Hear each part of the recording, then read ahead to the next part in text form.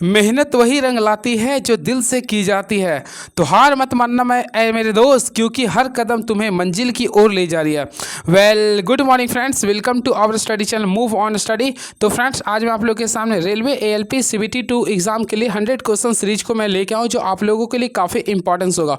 Hopefully आज आप लोगों का एडमिट कार्ड भी पब्लिश किया जाएगा। तो चलिए बिना टाइम वेस्ट किए आज के क्लास को स्टार्ट करते हैं। फर्स्ट ऑफ ऑल क्वेश्चन तो पहला क्वेश्चन ये रहा, एक उच्चाई ट्रांसफार्मर की द्वितीयक के विभवांतर व धारा में क्या सही कथन है। और मोस्टली फ्रेंड्स, मैं आप लोगों को सबसे पहले कुछ ऑपरेशन कर देता हूं जो आप लोगों के लिए फ्रूटफुल होगा। सबसे पहले ट्रांसफार्मर के दो प्रकार होते हैं, एक होता है स्टेप अप ट्रांसफार्मर, एक होता है स्टेप डाउन ट्रांसफार्मर। सबसे पहले स्टेप अप की बारे में बात करना चाहते हैं। स्टेप अप ट्रांसफार्मर उसे कहते हैं जिसमें नंबर्स ऑफ क्वाइल की संख्या, अर्थात एक होता है प्राइमरी क्वाइल, एक होता है सेकेंडरी क्वाइल। तो जिसमें सेकेंडरी क्वाइल की संख्या ज़्यादा होता है उसे बोलते हैं स्टेप अप ट्रांसफार्मर। क्लियर है। इसके साथ साथ याद रखिएगा, स्टेप अप ट्रांसफार्मर में वोल्टेज बढ़ता है, क्या होता है, वोल्टेज बढ़ता है, और करंट क्या होता है, रिड्यूस करता है। ये कंसेप्ट होता है इसमें। तो ऑप्शन के अकॉर्डिंग जाइएगा तो देखिए इसमें क्वेश्चन वही लिख रहा है, विभवांतर व धारा के बीच क्या संबंध है। तो हमेशा याद है इसमें वोल्टेज बढ़ता है। स्टेप अप ट्रांसफार्मर में वोल्टेज क्या होता है, बढ़ता है, और करंट क्या होता है, घटता है। इसके साथ साथ याद रखें यह म्यूचुअल इंडक्शन सिद्धांत पे कार्य करता है, अन्योन्य प्रेरण सिद्धांत पे कार्य करता है। इसके साथ साथ याद इसका जो रेटिंग ज्ञात करते हैं वह KVA में हम लोग इसका रेटिंग को ज्ञात करते हैं। नेक्स्ट क्वेश्चन देखिए, इसको ऑप्शन नंबर सेकंड क्या थर्ड क्या लिख रहा था, विभवांतर घटता हुआ धारा बढ़ती है। तो ये कंडीशन यानी कि जब वोल्टेज जिसमें घटती है और करंट अगर बढ़ती है तो ये जो वर्क होता है वो स्टेप डाउन में होता है। किस में होता है, स्टेप डाउन में होता है। ये भी आप लोग को ध्यान में रखना पड़ेगा। चलिए नेक्स्ट क्वेश्चन, इंडक्शन कॉइल उत्पन्न करती है उच्च विभव पर। तो हमेशा याद रखें, इंडक्शन कॉइल उच्च विभव पर हमेशा निम्न धारा को उत्पन्न करेगा, जो कि अभी क्वेश्चन में आ ही गया था। यानी कि देखिए हाई वोल्टेज रहेगा, तो हाई वोल्टेज रहेगा तो फ्रेंड्स याद रखें इसमें लो करंट को रिड्यूस करेगा। यानी कि option number B is the right answer. Clear है। तो ऑप्शन नंबर बी को काफ़ी अच्छे से क्लिक कर सकते हैं। And very next question is now, निम्नलिखित में से कौन सा कथन किसी वस्तु के द्रव्यमान के लिए सही सत्य है। यह अलग अलग स्थानों पर भिन्न भिन्न होता है। ऑलमोस्टली फ्रेंड्स आप लोग को द्रव्यमान के बारे में पूछ रहा है। क्लियर है। तो पहला लिख रहा है, यह अलग अलग स्थानों पर भिन्न भिन्न होता है, यह स्थिर रहता है, यह स्प्रिंग पैमाने के उपयोग से मापा जाता है, यह समय के साथ निरंतर बदलता रहता है। और मोस्टली फ्रेंड आप लोग पढ़ोगे, द्रव्यमान जो होता है हमेशा एक स्थिर होता है, यानी कि किसी वस्तु का द्रव्यमान सभी स्थानों पर समान रहता है। तो और मोस्टली इसका राइट आंसर होगा ऑप्शन नंबर बी होगा। यह हर जगह पे क्या होता है, समान होता है, चाहे पृथ्वी हो, चाहे अंतरिक्ष हो, या कहीं भी हो, सारे जगह पे द्रव्यमान में परिवर्तन नहीं होता। इस चीज़ को आप लोग को ध्यान में रखना पड़ेगा। क्लियर है। बातें करना चाहते इसके बारे में, सबसे पहले याद रखिएगा, द्रव्यमान एक प्रकार का अदिश राशि है। द्रव्यमान एक प्रकार का अदिश राशि है, क्योंकि इसमें केवल परिमाण होता है, ना कि दिशा। इसके साथ साथ याद रखें, इसका जो SI मात्रक होता है वह kg होता है। द्रव्यमान का SI मात्रक क्या होता है, किलोग्राम होता है। और ये भी याद रखिएगा, ये एक प्रकार का मूल मात्रक है। क्या ये मूल मात्रक है। चलिए अब हम नेक्स्ट क्वेश्चन देखते हैं क्या लिख रहा है। और लिख रहा है, इसे स्प्रिंग पैमाने से नहीं मापते हैं, बल्कि इसे आप लोग लिखिए कौन सा तुला से इसका मापते हैं। आप लोग इसको लिखिए कौन सा तुला से मापते हैं, कमानीदार तुला का यूज करते हैं या भौतिक तुला का, आप लोग कमेंट बॉक्स में लिखिएगा। चलिए नेक्स्ट क्वेश्चन, एक तार का प्रतिरोध 12 ओम है, इसको एक वृत्त के रूप में मोड़ा गया है, वृत्त के किसी व्यास पर स्थित दो बिंदुओं के बीच प्रतिरोध कितना होगा। और मोस्टली फ्रेंड्स अगर आप लोग इस क्वेश्चन को सॉल्व करते देखिए, सबसे पहले मान लीजिए एक तार है। क्लियर है। अब देखिए ये तार है, इसको वृत्त के रूप में मोड़ दिए हैं।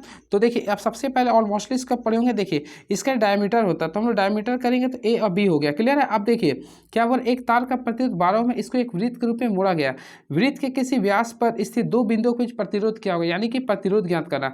तो टोटल प्रतिरोध कितना था, 12 ओम था।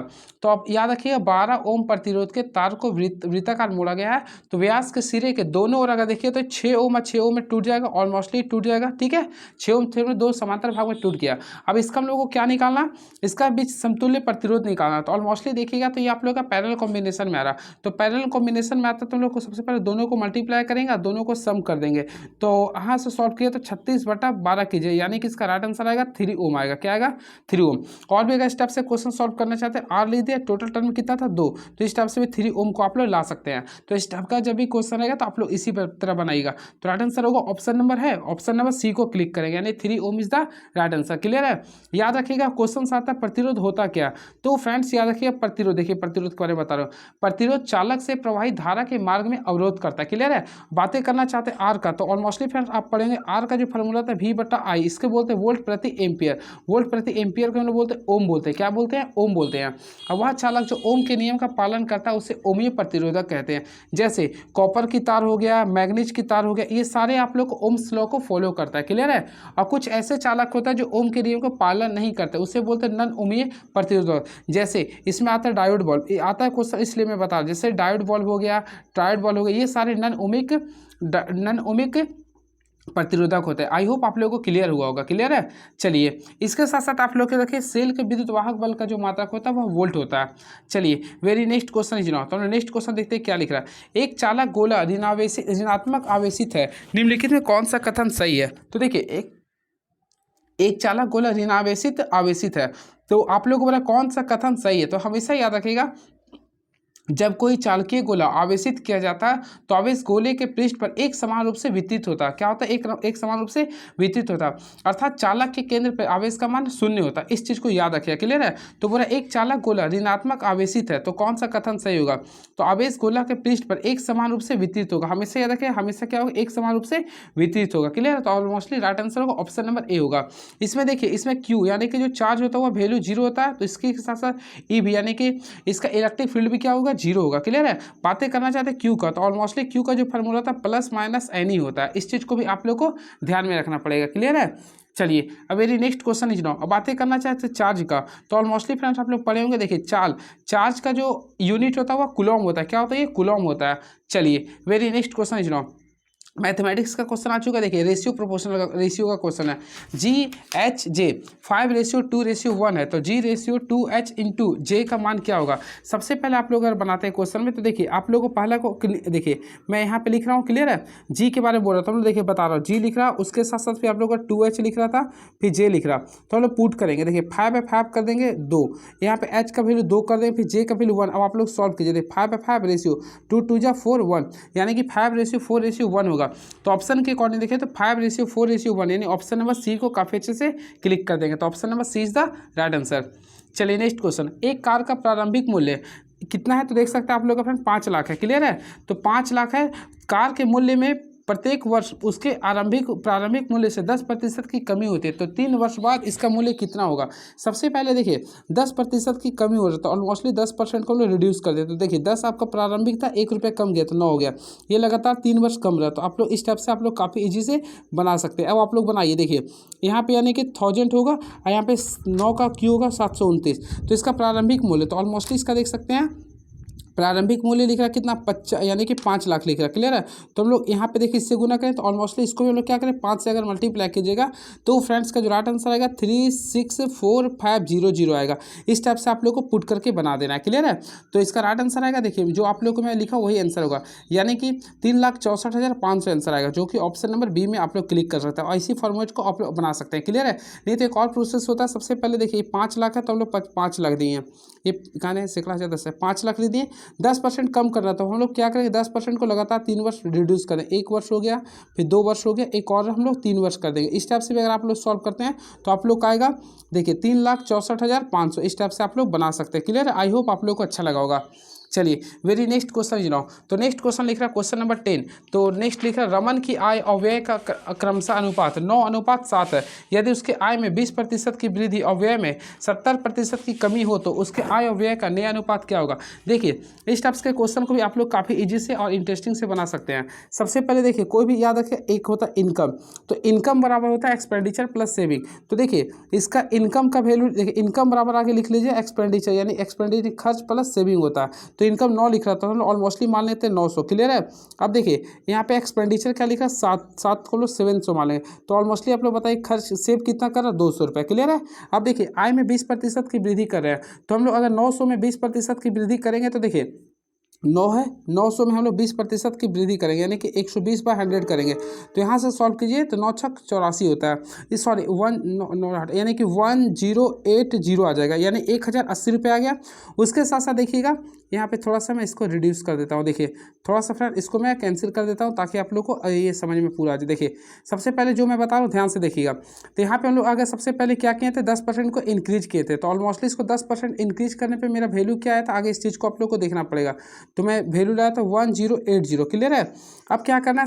ये देखिए 70 व्यय में 70% की कमी लाते हैं, तो देखिए 70% का आप लोगों को कमी लाना है, यानी कि 70, यानी कि 100, यानी 300 कीजिएगा, इस टाइप से कीजिएगा। तो अगर आप लोग सॉल्व करते तो आप लोग 2100 बच गया, तो वो रहा तो उसकी आय और व्यय का नया अनुपात क्या होगा। तो फ्रेंड्स आप लोग को आय और व्यय का ही बोल रहा, तो सिंपल में आप लोग को क्या करना था, इसी के अकॉर्डिंग आप लोग को सॉल्व करना था। देखिए आप लोग आय और व्यय का, तो यहाँ पे आय में कितना आया था 1080 आया था, व्यय में कितना आया था 210 आया था। अगर आप लोग कैलकुलेट कीजिए, तो अगर कैलकुलेट करते तो देखिए 3 का पारा में ये आएगा 3 3 3 9 1 अच्छा, यानी 36 बार में आ गया 3 7 1 यानी 36:7 आ गया।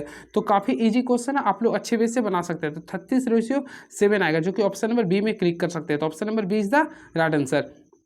चलिए very next question is not. तो चलिए नेक्स्ट क्वेश्चन देखते हैं हमारे बीच में क्या लिख रहा है ये। तो देखिए मैथमेटिक्स का ही क्वेश्चन आ रहा। आर और एस मिलकर एक काम को 30 दिनों में पूरा कर सकते हैं। एस और टी मिलकर उसी काम को 90 दिनों में पूरा कर सकते हैं। आर एस और टी मिलकर सारे साथ मिलकर आर एस और टी सभी एक साथ मिलकर काम करते हैं, तो वही काम 45 दिनों में पूरा हो जाता है। तो आर और टी मिलकर समान काम को पूरे करने में कितने दिन समय लेगा। देखिए इस टाइप्स के क्वेश्चन को आप लोग क्या कीजिएगा, सबसे पहले देखिए आर प्लस एस है, तो हम लोग आर प्लस एस के लिए अगर देखिएगा तो टोटल 60 डेज था। क्लियर है। फिर देखेंगे एस प्लस टी है, तो चलिए एस प्लस टी मिलकर कितना दिन ले रहा, तो 90 दिन ले रहा। फिर बोल रहा आर एस टी, तो फ्रेंड्स से आर का लिख रहा है यहाँ एस प्लस टी, ये तीनों मिलकर लिख रहा है कितना दिन ले रहा है, 45 दिन लिख रहा है। क्लियर है।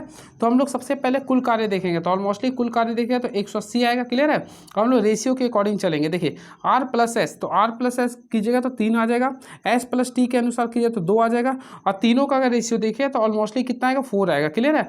अब देखिएगा आप लोग फोकस कीजिएगा, यहाँ से हम लोग सबसे पहले आर का एक दिन का कार्य निकालते हैं। देखिए सबसे पहले यहाँ पे देखिए एस प्लस टी, तो ऑलमोस्टली एस प्लस टी मिलकर 2 दिन कर रहा था, और यहाँ पे तीनों मिलकर 4 दिन में कर रहा था। तो हम लोग केवल आर का अगर निकालेंगे तो देखिए 4 में से 2 गया तो कितना आ गया 2, तो आर का केवल देख लिए तो कितना आ गया 2 आ गया। तो आर का जब 2 आ गया तो हम लोग फिर एस का भी निकाल सकते हैं। तो एस का कितना था 3 था, तो इससे हम लोग एस का वैल्यू निकाल लिए 1। यहाँ तक आप लोगों को समझ में आ गया होगा, बिल्कुल आ गया होगा। चलिए इसी प्रकार हम लोग टी का भी निकाल सकते हैं। तो देखिए सबसे पहले आप लोग देखिए आर का वैल्यू कितना लाया था 3 था, और एस का कितना लाया 1, और टी के लिए हम लोग टी मान लेते हैं। और यहाँ पे टोटल वर्क कितना था इसका 4 था, तो यहाँ से 3 1 4 नहीं, इसमें टोटल कितना आ रहा है, यानी कि थर्ड वाले में सॉरी टी के लिए भी आप लोग निकालेगा तो इसी प्रकार निकालेगा। तो फ्रेंड इसमें टी का अगर आप लोग निकालते तो एक प्रोसेस करना पड़ेगा। देखिए टी के लिए निकालना है, सबसे पहले आप लोग देखिए कैची का निकाल लिए हैं। आप लोग के पास आर का वैल्यू कितना आ गया 2 आ गया है, तो हम लोग क्या करते हैं देखिए सिंपल वे में एस का वैल्यू 3 आ गया था, तो देखिए इसमें हम लोग सॉल्व करते हैं। एस का वैल्यू 3 है, 3 का दे टी है टी, अब यहाँ पे वैल्यू इसका दोनों का जो लिख रहा था 2 लिख रहा था, ऑलमोस्टली यहाँ से कीजिएगा तो टी का वैल्यू जो आएगा 1 यूनिट आएगा। कितना आएगा 1 यूनिट आएगा। क्लियर है। तो इसी के तहत आप लोग को आर टी का निकालना, तो टोटल कितना था 180, और आर का मैं कितना लाया था 2, और टी का कितना था 1। यहाँ से सॉल्व कीजिए तो 180 प्लस 2 अरे कितना हो गया 3, तो यहाँ से सॉल्व कीजिएगा तो आप लोग का 60 दिन आप लोग का आंसर आ जाएगा। तो इस टाइप से आप लोग 60 डेज को कर सकते हैं। क्लियर है। चलिए अब नेक्स्ट क्वेश्चन देखते हैं क्या लिख रहा है ये। तो नेक्स्ट क्वेश्चन ये रहा। देखिए काफ़ी अच्छा क्वेश्चन है ये। 4/5, 3/10 और 7/15 का महत्तम समापवर्तन क्या होगा। जब भी आप लोग का फ्रैक्शन में क्वेश्चन आता है तो न्यूमरेटर जो होता है उसका आप लोग HCF निकाल दीजिएगा, और जो डिनोमिनेटर होता है उसका LCM निकाल दीजिएगा। तो ऑलमोस्टली आप लोग जानते हैं 3, 4, 7 का HCF जो आएगा हमेशा 1 आएगा। 5, 10 और 15 का अगर आप लोग LCM निकालते हैं तो ऑलमोस्टली 30 आएगा। तो राइट आंसर आएगा 1/30, जो कि ऑप्शन के अकॉर्डिंग जाते हैं। तो ऑप्शन नंबर ए को काफ़ी अच्छे से क्लिक कर सकते हैं। तो option number A C is the right answer, sorry C होगा। चलिए नेक्स्ट क्वेश्चन। यदि एक आयत VP यानी कि VP के समांतर पैरेलल है तो उसका HT कहाँ बनेगा। यानी कि फ्रेंड्स एक आप लोगों को बोला वर्टिकल प्रोजेक्शन बोला, और बोले एक आयत वर्टिकल प्रोजेक्शन के समांतर है तो उसका हॉरिजॉन्टल T कहाँ बनेगा। तो फ्रेंड्स हमेशा याद रखें, अगर आप लोग इसको बनाते हैं तो ये हमेशा इसके लिए याद रखें वो XY के समांतर बनेगा। क्या बनेगा ये XY के समांतर बनेगा। देखिए आप लोग को तरीका अपनाना पड़ेगा। देखिए सबसे पहले आप लोग को इस टाइप से रे करना पड़ेगा। ये X है और आपका ये क्या है Y है। अब देखिए आप लोग को मैं बनाना चाहता हूँ, देखिए इस टाइप से आप लोग को शो करना पड़ेगा। तो ये इस टाइप से कीजिएगा ना तो आपको यहाँ पे आ जाएगा। तो हमेशा याद रखिए वो XY के समांतर बनेगा। क्या है XY के समांतर। रंगीन ड्राइंग शीट का क्या समीपता होती है। तो फ्रेंड्स याद रखिएगा रंगीन ड्राइंग शीट की समीपता जो होती है रेखाओं के उभार का बाधक होता है। यह रेखाओं के उभार का बाधक होता है। तो ऑप्शन नंबर ए को क्लिक करेंगे, यानी right answer option number A is the right answer. Clear है। इसके साथ साथ याद रखें इंजीनियरिंग ड्राइंग में प्रयुक्त होने वाला शीट का विभिन्न साइज होते हैं। सबसे बड़ा जो साइज होता है वह A0 होता है, उसके बाद होता है A1 होता है। इसी प्रकार आप लोग का कंटिन्यूस तौर पर चलता रहता है। Next question.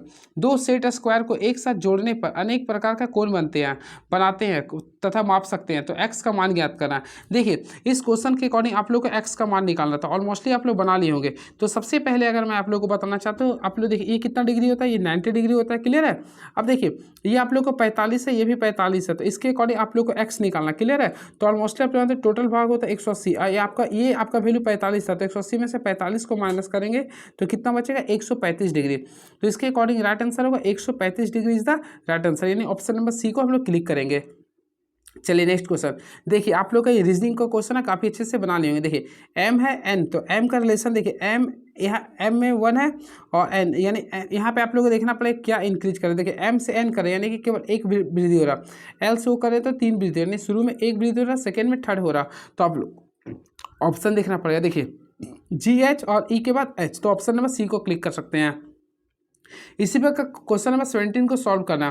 तो फ्रेंड्स क्वेश्चन नंबर 17 को अगर आप लोग देखिए लिखने का तरीका देखिए, सबसे पहले बोला ए ब्रॉड, ABROAD, इस प्रकार आप लोग आगे इसको लिखिएगा, क्लियर है। और आप लोग को सेटिंग करना पड़ेगा। सबसे पहले इसका रूप लिख रहा, R लिख रहा, फिर लिख रहा B लिख रहा, फिर A लिख रहा आप लोग का, फिर Q लिख रहा, C लिख रहा और F लिख रहा। हमें देखना पड़ेगा इसको सेटिंग करके कहाँ पे क्या यूज कर रहे हैं। और मोस्टली आप लोग देख सकते हैं ये R को यहाँ पे किया है, B को यहाँ पे किया, यहाँ पे ये कर दिया, क्लियर है। अब देखिए ओ में यहाँ पे 2 इंक्रीज किया, ए में भी आप लोग को 2 इंक्रीज किया, डी में भी 2 इंक्रीज किया। जस्ट लाइक से हम लोग वर्क करेंगे डिकेड में। देखिए हम लोग यहाँ पे लिखते हैं डिकेड, DECADE, हम लोग ये लिख दिए। तो सबसे पहले क्या करेंगे हम लोग बताइए, देखिए आप लोग बना भी सकते हैं, ऑलमोस्टली बना भी लेंगे। सी को हम लोग सबसे पहले क्रॉस करके यहाँ पे कर देंगे और डी को हम लोग इस टाइप से कर देंगे और ई आपका जहाँ था वहीं ले देंगे फर्स्ट, ठीक है, ये कंडीशन था। अब सारे में 2 बढ़ा देंगे, तो ए में 2 बढ़ाएंगे सी आ गया, डी में 2 बढ़ाएंगे तो एफ आएगा, उसमें ई में 2 बढ़ाएंगे तो जी आएगा। ये आप लोग का आंसर होगा, यानी CED CFG, तो ऑप्शन है CED CFG, यानी ऑप्शन नंबर बी को क्लिक कर देंगे। चलिए नेक्स्ट क्वेश्चन GTHB। तो फ्रेंड्स अगर आप लोग इसको बनाते हैं तो आप लोग को बोल रहा कौन सा अक्षर होगा। सबसे पहले देखिए जी के बाद क्या आता है, H आता है, टी के बाद TU भी, यानी कि 2 अक्षर यहाँ पे बढ़ा दिया। देखिए एल के बाद डी के बाद ई आता है, क्यू में 2 वर्ड्स पढ़िए तो ऐसा आएगा, तो option number B is the right answer. चलिए क्वेश्चन नंबर 19 को देखते हैं क्या लिख रही है। देखिए फिर से आप लोग का रीजनिंग का क्वेश्चन है, होपफुली आप लोग बना लीजिएगा। देखिए 3 का सीरीज में लिखा, 3 का रिलेशन 17 से लिख रहा, तो हम लोग क्या करेंगे 3 को 7 को, देखिए 7 है ना, आप लोग इसको सबसे पहले जो संख्या रहेगा उसको 2 से गुना करेंगे, फिर उसमें 3 ऐड कीजिएगा। तो देखिए 7 दूनी 14, 3 कितना गया 17, फिर 17 दूनी 34 3 37, तो यही प्रोसेस करना है। तो हम लोग 157 को आगे 2 से गुना कर देंगे प्लस 3 कीजिएगा, तो ऑलमोस्टली इसका राइट आंसर आएगा 317 आएगा। तो ऑप्शन के अकॉर्डिंग जाइएगा तो ऑप्शन नंबर बी को क्लिक करना पड़ेगा, यानी option number B is the right answer. अब देखिए ये क्वेश्चन आप लोग का, तो इससे बोला कौन सा सही नहीं है। देखिए सबसे पहले आप लोग को ये रिलेशन फंक्शन का, सॉरी रिलेशन फंक्शन मैथ में चला गया हूँ, ये आप लोग को ब्लड रिलेशन का क्वेश्चन, A + B बोला। सबसे पहले प्लस बोला A B की बहन है, यानी कि A आप लोग का जो बहन हो गया, A आप लोग का बहन है किसका, B का, तो ये बहन है तो हम लोग माइनस कर देंगे, क्लियर है। A B की बहन है, फिर माइनस करते लिख रहा है A B का भाई है, यानी कि जो B जो है ना आप लोग का भाई है किसका है, तो ये लिख रहा है आप लोग का C का भाई है, क्लियर है। फिर डिवाइड करते लिख रहा है A B की पत्नी, यानी C जो है ना वह D की पत्नी है, तो यानी ये माइनस है तो ये आप लोग का क्या होगा प्लस होगा, ये दोनों के बीच में रिलेशन है पति पत्नी का। फिर क्रॉस करते लिख रहा है A B का पिता, यानी D जो आप लोग का E का पिता है, चलिए। फिर लिख रहा माइनस करते लिख रहा A B का भाई है, तो यानी E जो है ना आपका F का भाई है, तो हम लोग यहाँ पे प्लस कर दें। अब आप लोग सॉल्व कीजिए। अब देखिए कौन सा सही नहीं है, ई बी का भाई है, तो देखिए ई आप लोग का बी का भाई है, तो ई तो बी का भाई है ही नहीं, क्योंकि देखिए ई यहाँ पे भी है, तो पहला आप लोग का कैंसिल हो गया। सी एफ की माता है, और मोस्टली देखिए ये तो पिता था तो ये क्या होगा माता हो जाएगा, यानी सेकंड आप लोग का सही है। ए सी की बहन है, देखिए ए और सी ऑलमोस्टली ये बहन हो गया। ए डी की पत्नी है, तो देखिए ए आप लोग का डी की पत्नी, ए डी की पत्नी, हाँ यहाँ पे शो किया था ये, तो ऑप्शन के अकॉर्डिंग देखा ए पत्नी की बहन है, बिल्कुल है, तो ऑप्शन के अकॉर्डिंग देखा तो पहला ही आप लोग का गलत था, तो ऑप्शन नंबर ए को क्लिक कर देंगे। आप लोग को ये क्वेश्चन पेपर में आएगा। चलिए नेक्स्ट क्वेश्चन, ये आप लोग को बताना तांबे के विशिष्ट उष्मा 0.1 कैलोरी प्रति ग्राम डिग्री सेल्सियस है, तो इसका मान जूल प्रति केजी डिग्री सेंटीग्रेड में क्या होगा। सबसे पहले अगर आप लोग इसको बनाते हैं तो फ्रेंड्स का जो राइट आंसर होगा आप लोग याद किए होंगे, तो इसका राइट आंसर होगा 0.42 × 10⁻³ होता है, क्लियर है। चलिए बातें करना चाहते हैं विशिष्ट उष्मा का, ऑलमोस्टली आप लोग पढ़े होंगे विशिष्ट उष्मा को लोग ऐसे डिनोटेट करते हैं। देखिए आप लोग को मैं बताता हूँ, देखिए सबसे Q is directly proportional to क्या होता है, देखिए Q इज डायरेक्टली में तो मास होता है, फिर Q is directly proportional change in temperature होता है। अब यहाँ से निकालिए तो Q is directly proportional to M × ΔT होगा। अब हम लोग क्या करते हैं प्रोपोर्शनल को बताते हैं तो यहाँ पे S लिखते हैं, इसी को बोलते हैं हम लोग आप विशिष्ट उष्मा। तो यहाँ से अगर आप लोग फार्मूला निकालते हैं तो आप लोग निकालिए S बराबर लिखिएगा Q लिख दीजिएगा, फिर लिखिएगा M × ΔT, ये होता फार्मूला, क्लियर है। और याद रखिएगा सबसे अधिक विशिष्ट उष्मा जो होती है, सबसे अधिक विशिष्ट उष्मा जो होती है वह हाइड्रोजन की होती है, वो कितना होता है 4200 होता है, याद रखिए 4200 जूल प्रति केजी होता है, क्लियर है। उसके बाद जो होता है वह जल का होता है, जल का कितना होता है तो जल का भी लगभग देखिए 4200, इसका 44 होता है हाइड्रोजन का, क्लियर है। उसका 4200 आप लोग का होता है जल का, उसके साथ साथ फिर होता है आप लोग का बर्फ का होता है 2100। ये तीनों क्वेश्चन पूछा जाता है, इसलिए मैं आप लोग को बीच बता दिया हूँ। चलिए very next question is now, तो लिख रहा नियत विभव में, नियत विभव के किसी क्षेत्र में क्या होता है। तो हमेशा याद रखिए नियत विभव में किसी भी क्षेत्र में विद्युत क्षेत्र हमेशा शून्य होगा। ऑलमोस्टली मैं आप लोग को बताया था फर्स्ट क्वेश्चन में, तो ये क्या होगा, हमेशा शून्य होगा। तो ऑप्शन नंबर बी को क्लिक कर देंगे, क्लियर है। चलिए बातें करना चाहते हैं विद्युत क्षेत्र के बारे में, तो हम बताना चाहते हैं विद्युत क्षेत्र को इसे डिनोट करते हैं इलेक्ट्रिक पोटेंशियल बोलते हैं। इसका जो फार्मूला होता है फोर्स बाय चार्ज बोलते हैं, यानी F/Q। इसे हम लोग कूलॉम पर न्यूटन प्रति कूलॉम भी कहते हैं, क्लियर है। चलिए और याद रखिएगा विद्युत क्षेत्र शून्य होता अंदर, इसलिए क्षेत्र के अंदर कोई आवेश नहीं हो सकता है। चलिए वेरी नेक्स्ट क्वेश्चन, 100 kg द्रव्यमान एवं 500 kg पर मीटर क्यूब घनत्व की कोई वस्तु जल में तैर रहा है, वस्तु में अतिरिक्त कितना द्रव्यमान मिलाया जाए ताकि उससे वस्तु डूब जाएगा। देखिए वस्तु डूबने का कंडीशन यही होता है फ्रेंड्स, हमेशा याद रखिएगा जब किसी वस्तु का घनत्व जल के घनत्व से, यानी कि जल का घनत्व अगर 1 है तो इसके घनत्व से अगर अधिक है तो तभी वो डूबता है। इस चीज़ को आप लोग को ध्यान में रखिएगा, क्लियर है। तो चलिए नेक्स्ट क्वेश्चन देखते हैं आप लोग भी नेक्स्ट क्वेश्चन क्या लिख रहा है। रोग प्रतिरोधकता वाले एक धातु के तार को 4 बराबर भागों में काटा जाता है, प्रत्येक भाग का प्रतिरोधकता कितनी होगी। देखिए जब इस टाइप्स का क्वेश्चन आता है तो आप लोगों को यूज करना पड़ेगा। देखिए क्या बोला, 4 भागों में काटते हैं, तो हमेशा याद रखिएगा। देखिए इसमें जो आप लोग का एक रोग प्रतिरोधकता वाले एक धातु के तार को 4 बराबर भागों में काटा जाता है, तो प्रत्येक भाग का प्रतिरोधकता क्या होगी, 4 भागों में बांट रहे हैं। तो हमेशा याद रखिएगा रोग प्रतिरोधकता वाले धातु के तार को 4 बराबर बांट हो जाता है, तो प्रत्येक भाग का प्रतिरोधकता वही रो रहेगी, क्या रहेगी, ये रो रहेगी। तो ऑप्शन नंबर रो को क्लियर, ऑप्शन नंबर ए को क्लिक करेंगे, क्लियर है। ऑलमोस्टली आप लोगों को मैं बताना चाहता हूँ प्रतिरोधकता चालक तार की लंबाई और क्षेत्रफल इसमें स्वतंत्र होता है। और मोस्टली मैं आप लोगों को बताता हूं, देखिए ध्यान से सुनिएगा। सबसे पहले प्रतिरोधकता में 2 चीज़ जो डिपेंड नहीं करता है, यानी कि देखिए इसमें आप लोगों को मैं आप लोग पढ़े भी हूँ, इसमें लेंथ जो होता है और इसका एरिया, लेंथ और एरिया जो है ना वह स्वतंत्र होते हैं, यानी किसी पे ये निर्भर नहीं करते, स्वतंत्र होते, ये कंसेप्ट होता है इसमें, क्लियर है।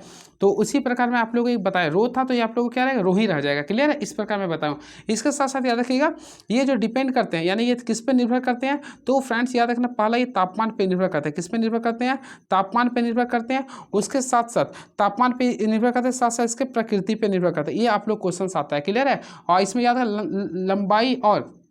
लंबाई के साथ साथ इसका फ्रेंड्स याद रखिए, लंबाई के साथ साथ इसका क्षेत्रफल स्वतंत्र होता है, यानी कांस्टेंट होता है, जो है वही आपका लहरा जाए, जैसे क्वेश्चन में आप लोग का दिया था, क्लियर है। बातें करना चाहते हैं प्रतिरोधकता का फार्मूला का, ऑलमोस्टली इसको रो से डिनोटर करते हैं। फार्मूला लिखिएगा तो रेजिस्टेंस इंटू एरिया बाय क्या करेंगे, लेंथ करेंगे। अब रेजिस्टेंस का यूनिट क्या होता है, ओम होता है, और एरिया का क्या होता है, मीटर स्क्वायर होता है। लेंथ का फिर क्या होता है, मीटर होता है। तो मीटर को मीटर से कैंसिल कर दिए, तो यहाँ पे देख सकते हैं ओम मीटर आ गया, क्या आ गया, ओम मीटर। तो प्रतिरोधकता का मात्रा क्या होता है, ओम मीटर होता है, क्लियर है।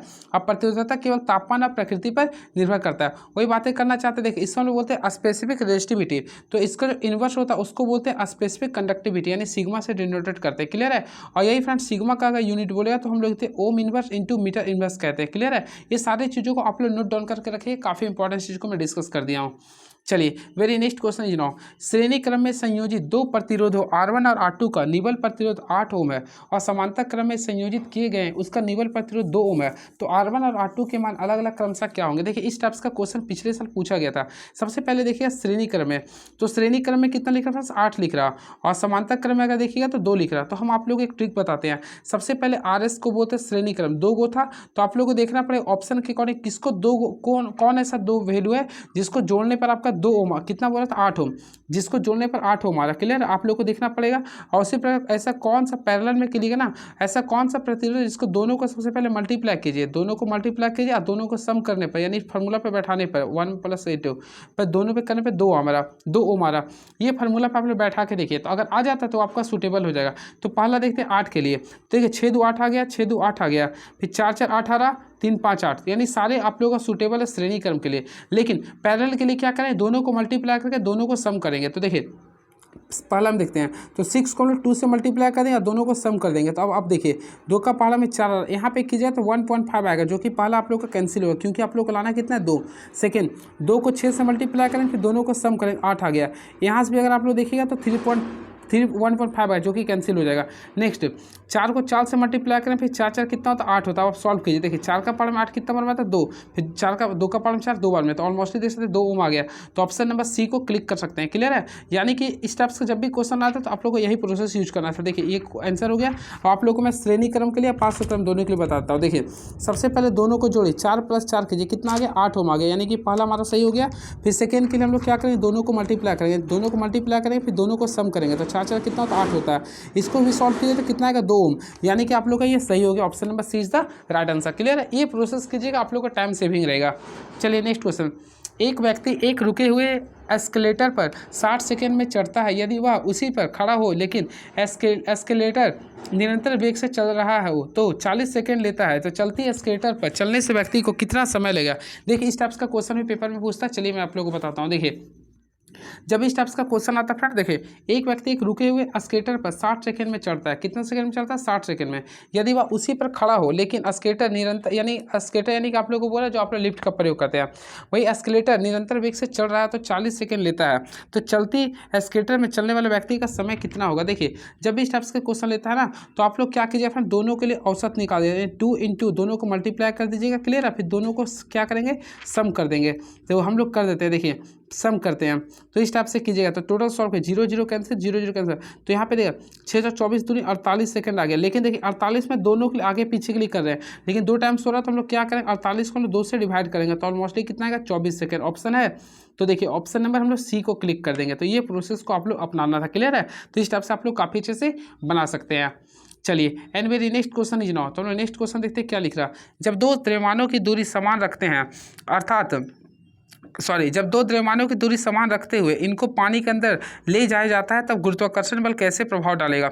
हमेशा याद रखें फ्रेंड, जब दो द्रव्यमानों की दूरी समान रखते हुए उसको पानी के अंदर ले जाता है तो गुरुत्वाकर्षण बल क्या अप्रभावित रहेगा। क्या रहेगा, ये अप्रभावित रहेगा। तो सिंपल में इसका राइट आंसर होगा अप्रभावित रहेगा। क्लियर है, क्योंकि फ्रेंड्स याद रखिएगा, क्योंकि पृथ्वी के गुरुत्वाकर्षण का मान पृथ्वी के द्रव्यमान पर निर्भर करता है, ना कि वस्तु के द्रव्यमान पर। तो हमेशा याद रखिए, ये जो निर्भर करता है पृथ्वी के द्रव्यमान पर, ना कि वस्तु के द्रव्यमान पर। क्लियर है, इसके साथ याद रखिए गुरुत्वाकर्षण बल माध्यम में स्वतंत्र रहता है, और यह सबसे प्रकृति का सबसे कमजोर बल भी क्या होता है, गुरुत्वाकर्षण बल होता है। क्लियर है, और मोस्टली आप लोग पढ़े होंगे। सबसे पहले इसका फार्मूला आप लोग जानते होंगे, जी इक्वल टू क्या लिखते हैं, एफ लिखते हैं mm। देखिए एफ बराबर आप लोग पढ़े होंगे, तो एफ इज डायरेक्टली प्रोपोर्शनल क्या होता है, m1 × m2 होता है। फिर निकालते हैं F is directly proportional 1/r² होता है। यहाँ से आप लोग काफ़ी अच्छे से क्लिक कर सकते हैं। फ्रेंड्स आप लोग जी का जो होता है डायमेंशन फार्मूला आप लोग लिख के बताइए क्या होता है, क्योंकि इसका डायमेंशन सूत्र आता है एग्जाम में। चलिए नेक्स्ट क्वेश्चन। अब आप लोग का सबसे लॉलीपॉप क्वेश्चन आ चुका है जिसे बोलते हैं बोर्ड मास, तो ऑलमोस्टली इसे आप लोग सॉल्व कीजिएगा तो इसका राइट आंसर आएगा 335।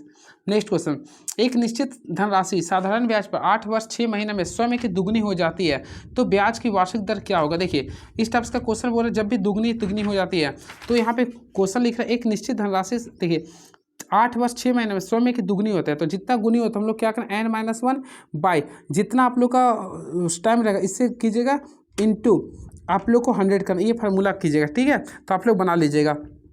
तो बोला एक निश्चित धनराशि साधारण ब्याज पर 8 वर्ष 6 महीने में स्वयं की दुगनी होती है, 2 में से 1 करें, 1 आ गया। अब 8 वर्ष 6 महीने का तोड़ेंगे तो 8 वर्ष 6 महीने 6/12 करेंगे, यानी 1/2, यानी कि 6 8 दूनी 16 1 17/2 आ जाएगा।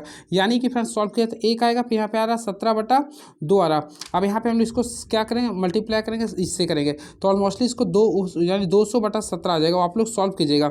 तो फ्रेंड्स अगर सॉल्व कीजिएगा तो आप लोग बीच में जो पॉइंट आएगा 11.76% इसका आंसर आएगा। क्लियर है, तो इस टाइप से काफ़ी अच्छे से बना सकते हैं। तो राइट आंसर है 11.76%, यानी option number D is the right answer. चलिए अब क्वेश्चन नंबर 30 देखते हैं। क्वेश्चन नंबर 30 क्या लिख रहा है, तो फ्रेंड्स कमेंट बॉक्स में लिखिएगा आप लोगों को पूरा अच्छा लग रहा है कि नहीं। इसी प्रकार मैं पूरे के पूरे सीरीज को भी बताया हूँ। क्लियर है, चलिए देखिए क्वेश्चन नेक्स्ट क्या लिख रहा। एक वस्तु को 33 रुपये में बेचने पर अर्जित लाभ उसी वस्तु को 2970 रुपये में बेचने पर हुई हानि का 10 गुना है, तो 30% लाभ अर्जित करने के लिए वस्तु का विक्रय मूल्य क्या होगा। देखिए एक वस्तु को 33 रुपये में बेचने पर अर्जित लाभ उसी वस्तु को 2970 रुपये में बेचने पर हुई हानि का 10 गुना है, तो फ्रेंड्स बोला 30% का लाभ अर्जित करने के लिए वस्तु का विक्रय मूल्य क्या होगा। ऑलमोस्टली सबसे पहले क्या कीजिए, देखिए लाभ आपको क्या बोल रहा है, देखिए लाभ आपको जो बोल रहा हानि का कितना बोल रहा है, यानी कि हानि लिख दिया। देखिए हानि का कितना लिख रहा है, ये 10 गुना, तो मैं 10 गुना कर दिया। क्लियर है, 10 गुना। तो हम लोग यहाँ से रेशियो निकालेंगे। देखिए प्रॉफिट और लॉस का रेशियो निकालते हैं। सबसे पहले क्या करेंगे, हम लोग यहाँ पे लिख सकते हैं प्रॉफिट लिख रहे हैं, यहाँ पे लॉस कर रहे हैं। क्लियर है, ये 10 गुना था तो 10/1 हम लोग लिख सकते हैं, ऑलमोस्टली लिख सकते हैं। चलिए एक्स के रूप में लिख लेते हैं, चाहे ताकि कोई कॉन्स्टेंट में दिक्कत हो। तो हम लोग 10x और x कर दिए। अब देखिए क्या बोल रहा है, 2970 में बेच रहा है। देखिए 3000 बेचने पर, तो देखिए सबसे पहले आप लोगों को पता चल गया प्रॉफिट क्या हो रहा है, तो हम लोग सबसे पहले जोड़ेंगे। तो बोल रहा 30% का लाभ अर्जित करने के लिए विक्रय मूल्य क्या होगा, तो हम लोग क्या करेंगे, दोनों को जोड़ देंगे। तो यानी कि x plus 10x plus x बराबर क्या करेंगे, दोनों का डिफरेंस करेंगे। तो ऑलमोस्टली घटाइएगा तो 330 आएगा। अब यहाँ से x का वैल्यू निकालेंगे तो हम लोग का CP यानी x का वैल्यू कितना आ रहा है, 30 आ गया। तो आप लोग सॉल्व कीजिए, सबसे पहले CP निकालेंगे। तो ऑलमोस्टली अगर CP सॉल्व करते हैं तो हम लोग क्या करेंगे, 3300 दिया था तो 3300 कर देंगे माइनस 10, और x का वैल्यू कितना था तो हम लोग 30 निकालें। अब यहाँ से CP का वैल्यू निकालेंगे तो टोटल कितना आ गया, 3000 आ गया। कितना आ गया, 3000। आप लोग को 30% के इस पर लाभ बेचना है, तो हम लोग क्या करेंगे, 30,000 है, इसको हम लोग 30% बोल रहा था ना, हाँ, तो 30% के लाभ पर बेच देना है। तो ऑलमोस्टली इसको बेचेगा तो कितना आएगा, 3900 यानी 3900 रुपये आंसर आएगा। तो इसका राइट आंसर होगा ऑप्शन नंबर ए को क्लिक कर सकते हैं। काफ़ी अच्छा क्वेश्चन था, बाकी आप लोग अपना प्रोसेस से बना सकते हैं। चलिए नेक्स्ट क्वेश्चन, दो संख्याओं का लघुत्तम समापवर्तन और महत्तम समापवर्तन 17 है, उनमें से यदि एक संख्या 17 है तो दूसरी संख्या क्या होगी। सबसे पहले एक फार्मूला होता है, देखिए आप लोग को मैं ले देता हूँ, HCF इंटू LCM। देखिए HCF इंटू LCM बराबर होता है product of two number A into B। तो यहाँ पे देखिए LCM का संख्या HCF 17 लिख रहा था, LCM 51 लिख रहा, प्रोडक्ट ऑफ टू नंबर, तो एक नंबर आप लोग का 17 लिख रहा है, आप लोग को B निकालना। ये 17 से 17 कैंसिल हो गया तो बीच का टू क्या आ गया, सिंपल में 51 आ गया। तो राइट आंसर आ गया 51 इज द राइट आंसर। तो फ्रेंड्स हम लोग ऑप्शन नंबर सी को क्लिक कर देंगे, यानी कि राइट आंसर जो करिएगा option number C is the right answer. तो ऑप्शन नंबर सी को क्लिक कर दीजिएगा। चलिए अब नेक्स्ट क्वेश्चन देखिए, आप लोग का आ चुका है ट्रेन का क्वेश्चन, जो कि काफ़ी अच्छा क्वेश्चन होता है। देखिए फ्रेंड्स क्वेश्चन लिख रहा है, एक ट्रेन को 650 मीटर लंबे पुल को एक छोर पर स्थित सिग्नल को पार करने में 36 सेकंड लगते हैं। यदि ट्रेन को पुल पार करने में 101 सेकंड का समय लगता है तो ट्रेन की लंबाई बताएं। सबसे पहले देखिए, जब भी स्टेप्स का क्वेश्चन आता है तो हम लोग क्या करेंगे, सबसे पहले टोटल लंबाई को ऐड करने का प्रयास करेंगे। तो देखिए टोटल बोला, एक ट्रेन को 650 मीटर लंबे पुल को एक छोर पर स्थित सिग्नल को पार करने में 10 सेकंड लगता है, तो हम लोग यहाँ से चाल निकालेंगे। तो चाल बराबर क्या होता है, दूरी बटा समय होता है। तो दूरी लिख दिए और समय देखिए यहाँ पे लिख रहा है 101 सेकंड लिख रहा था, यहाँ पे 36 सेकंड लिख रहा था, क्लियर है। तो पुल को पार करने में समय अगर लेंगे तो 101 में से हम लोग 36 को घटा देंगे तो कितना बचेगा, तो 101 में से 36 को घटाएगा फ्रेंड तो आप लोग का 65 बचेगा। तो अब यहाँ से सॉल्व कीजिएगा तो इसका जो चाल आ गया 10 मीटर प्रति सेकंड आ गया, क्लियर है। अब क्वेश्चन में अगर आप लोग देखिए तो क्वेश्चन बोला ट्रेन की लंबाई क्या होगा, तो ट्रेन की लंबाई में क्या होता है, यानी कि दूरी में चाल गुना समय। तो दूरी आप चाल आ गया था 10 और समय क्या लिख रहा था फ्रेंड, तो देखिए इसके लिए 36 सेकंड लिख रहा था, हम लोग 36 से गुना कर देंगे। ऑलमोस्टली सॉल्व किया तो 360 minute is the right answer metre. तो राइट आंसर होगा 360 है ऑप्शन बिल्कुल। तो ऑप्शन नंबर डी को क्लिक कर देंगे। चलिए अब आ चुका है बेसिक साइंस एंड इंजीनियरिंग का क्वेश्चन। तो देखते हैं क्वेश्चन क्या लिख रहा है, चित्र में दर्शाए गए ड्राइंग बोर्ड के एक्स भाग का नाम बताइए। देखिए आप लोग का एक्स में जो ड्राइंग बोर्ड का नाम बोलना वो क्या है, तो ऑलमोस्टली इसको सॉल्व कीजिएगा। तो फ्रेंड ये इसको भी बोलते हैं एबोनिज बोलते हैं, क्या बोलते हैं, एबोनिज। ये क्या आप लोग का एबोनिज है, क्लियर है। चलिए इसे ड्राइंग बोर्ड का वर्किंग एज भी बोलते हैं। क्वेश्चन आता है ड्राइंग बोर्ड का वर्किंग एज किसे कहते हैं, तो एबोनिज को बोलते हैं, क्लियर है। और फ्रेंड्स याद रखिए बोर्ड के बाएं सिरे पर कठोर लकड़ी का बना होता है।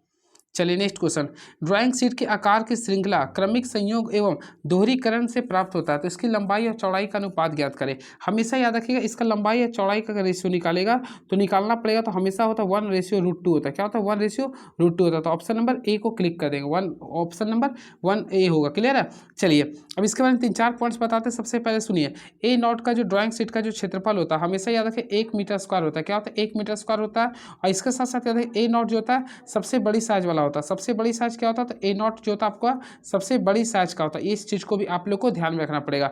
अगर क्वेश्चन आता है ए नॉट साइज का आकार क्या होता है, तो हमेशा याद रखें 841 mm इंटू 1189 mm होता है। इसमें याद रखिएगा फ्रेंड, जो बड़ा वाला होता है उसे बोलते हैं लेंथ, और जो छोटे वाला जो लेंथ होता है उसे बोलते हैं ब्रेथ बोलते हैं।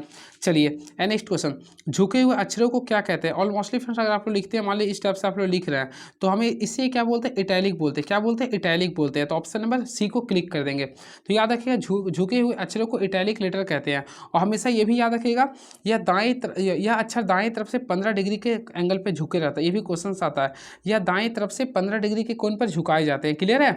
चलिए और इटैलिक लेटर को अक्षरों तथा अंकों को तिरछा लिखी जानी चाहिए। चलिए वेरी नेक्स्ट क्वेश्चन लिख रहा हूँ। तो लिख रहा है, देखिए आ चुका है रीजनिंग का वही वेन डायग्राम का क्वेश्चन। पहला क्वेश्चन लिख रहा है, इसमें देखिए कुछ गुलाब लिली है। तो चलिए फ्रेंड्स हम मान लिए कुछ गुलाब है, ये आप लोगों का कुछ गुलाब है, क्लियर है। कुछ गुलाब लिली है, तो चलिए कुछ लिली मान लिए। फिर लिख रहा कुछ लिली चमेली है, तो कुछ लिली को चमेली मांग ली। अब बोल रहा क्वेश्चन में आइए आप लोग। क्वेश्चन लिख रहा कुछ चमेली गुलाब है। देखिए कुछ चमेली गुलाब है, तो पहला का कोई भी रिलेशन नहीं है। सभी चमेली गुलाब है नहीं, तो दूसरा का रिलेशन नहीं, तो पहला भी कैंसिल है, दूसरा भी कैंसिल है। तो देखिएगा तो राइट आंसर होगा ना तो अनुसरण 1 करता ना ही 2 करता, तो ऑप्शन नंबर सी को क्लिक कर देंगे।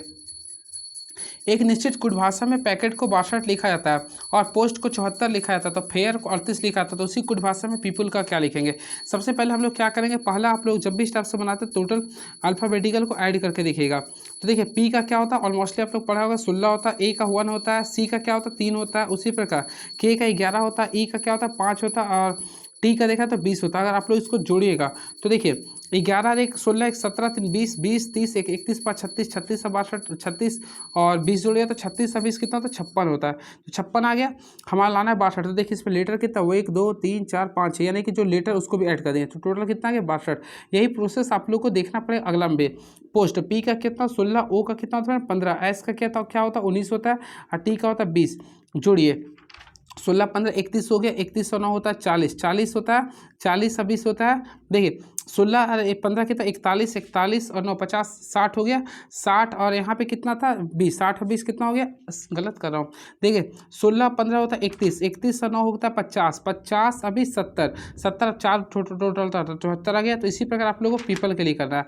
ऑलमोस्टली देखिए पी के लिए क्या होता है 16, ई के लिए कितना था 5 होता, फिर ओ के लिए होता है 15, फिर पी के लिए क्या करेंगे 16, फिर एल के लिए क्या करेंगे 12, फिर ई के लिए क्या करेंगे 5। अब टोटल भी जोड़ देंगे, कितना शब्द है 1 2 3 4 5 6 तो इसे आप लोग जोड़िए। तो फ्रेंड्स अगर आप लोग इसे जोड़ते हैं तो आप लोग भी जो आंसर आएगा 75 आएगा। क्या आएगा 75। तो इसका जो राइट आंसर आएगा 75 इज द राइट आंसर। चलिए नेक्स्ट क्वेश्चन देखते हैं क्या लिख रहा है ये। अंग्रेजी वर्णमाला क्रम में, अंग्रेजी वर्णमाला के क्रम में LQTU JORS में एक निश्चित प्रकार से संबंधित है, उसी प्रकार CHKL AFI से संबंधित है। समांतर का अनुसरण करते हुए OTWX निम्नलिखित में से किससे संबंधित होगा। आप लोग फोकस कीजिएगा। देखिए एल में से 2 रिड्यूस कर रहे हैं, क्यू में से भी 2 रिड्यूस कर रहे हैं, सेम प्रोसेस में जा रहा है, तो सारे में 2 को रिड्यूस कर दीजिए। क्लियर है। ओ होता है 15 में, 15 में 2 घटाएंगे 13, 13 में एम होता है। फिर देखिए टी होता है 20 में 2 घटाएंगे आर आएगा, यानी 18 एम आर हो गया। डब्ल्यू होता है 23, 23 में 2 घटाएंगे तो 21 है, 21 में यू आता है तो एम आर यू, जो कि ऑप्शन नंबर सी को क्लिक कर देंगे। क्लियर है। तो इस टाइप से काफ़ी अच्छे से बना सकते हैं। चलिए क्वेश्चन नंबर 39 देखते हैं क्या लिख रहा है। इस क्वेश्चन को आप लोग कमेंट बॉक्स में लिखिए, इसका आंसर क्या होगा। वैसे मैं बताता हूँ। एक निश्चित कुट भाषा में मदर टीथ साइंस को लिख रहा 32 48 6 एडेड लिखा था, और फिर वो रहा फादर टीथ साइंस को लिख रहा 48 6 एडेड है। तो उसी कुट भाषा में फादर को कैसे लिखेगा। देखिए सबसे पहले कॉमन देखेंगे क्या है।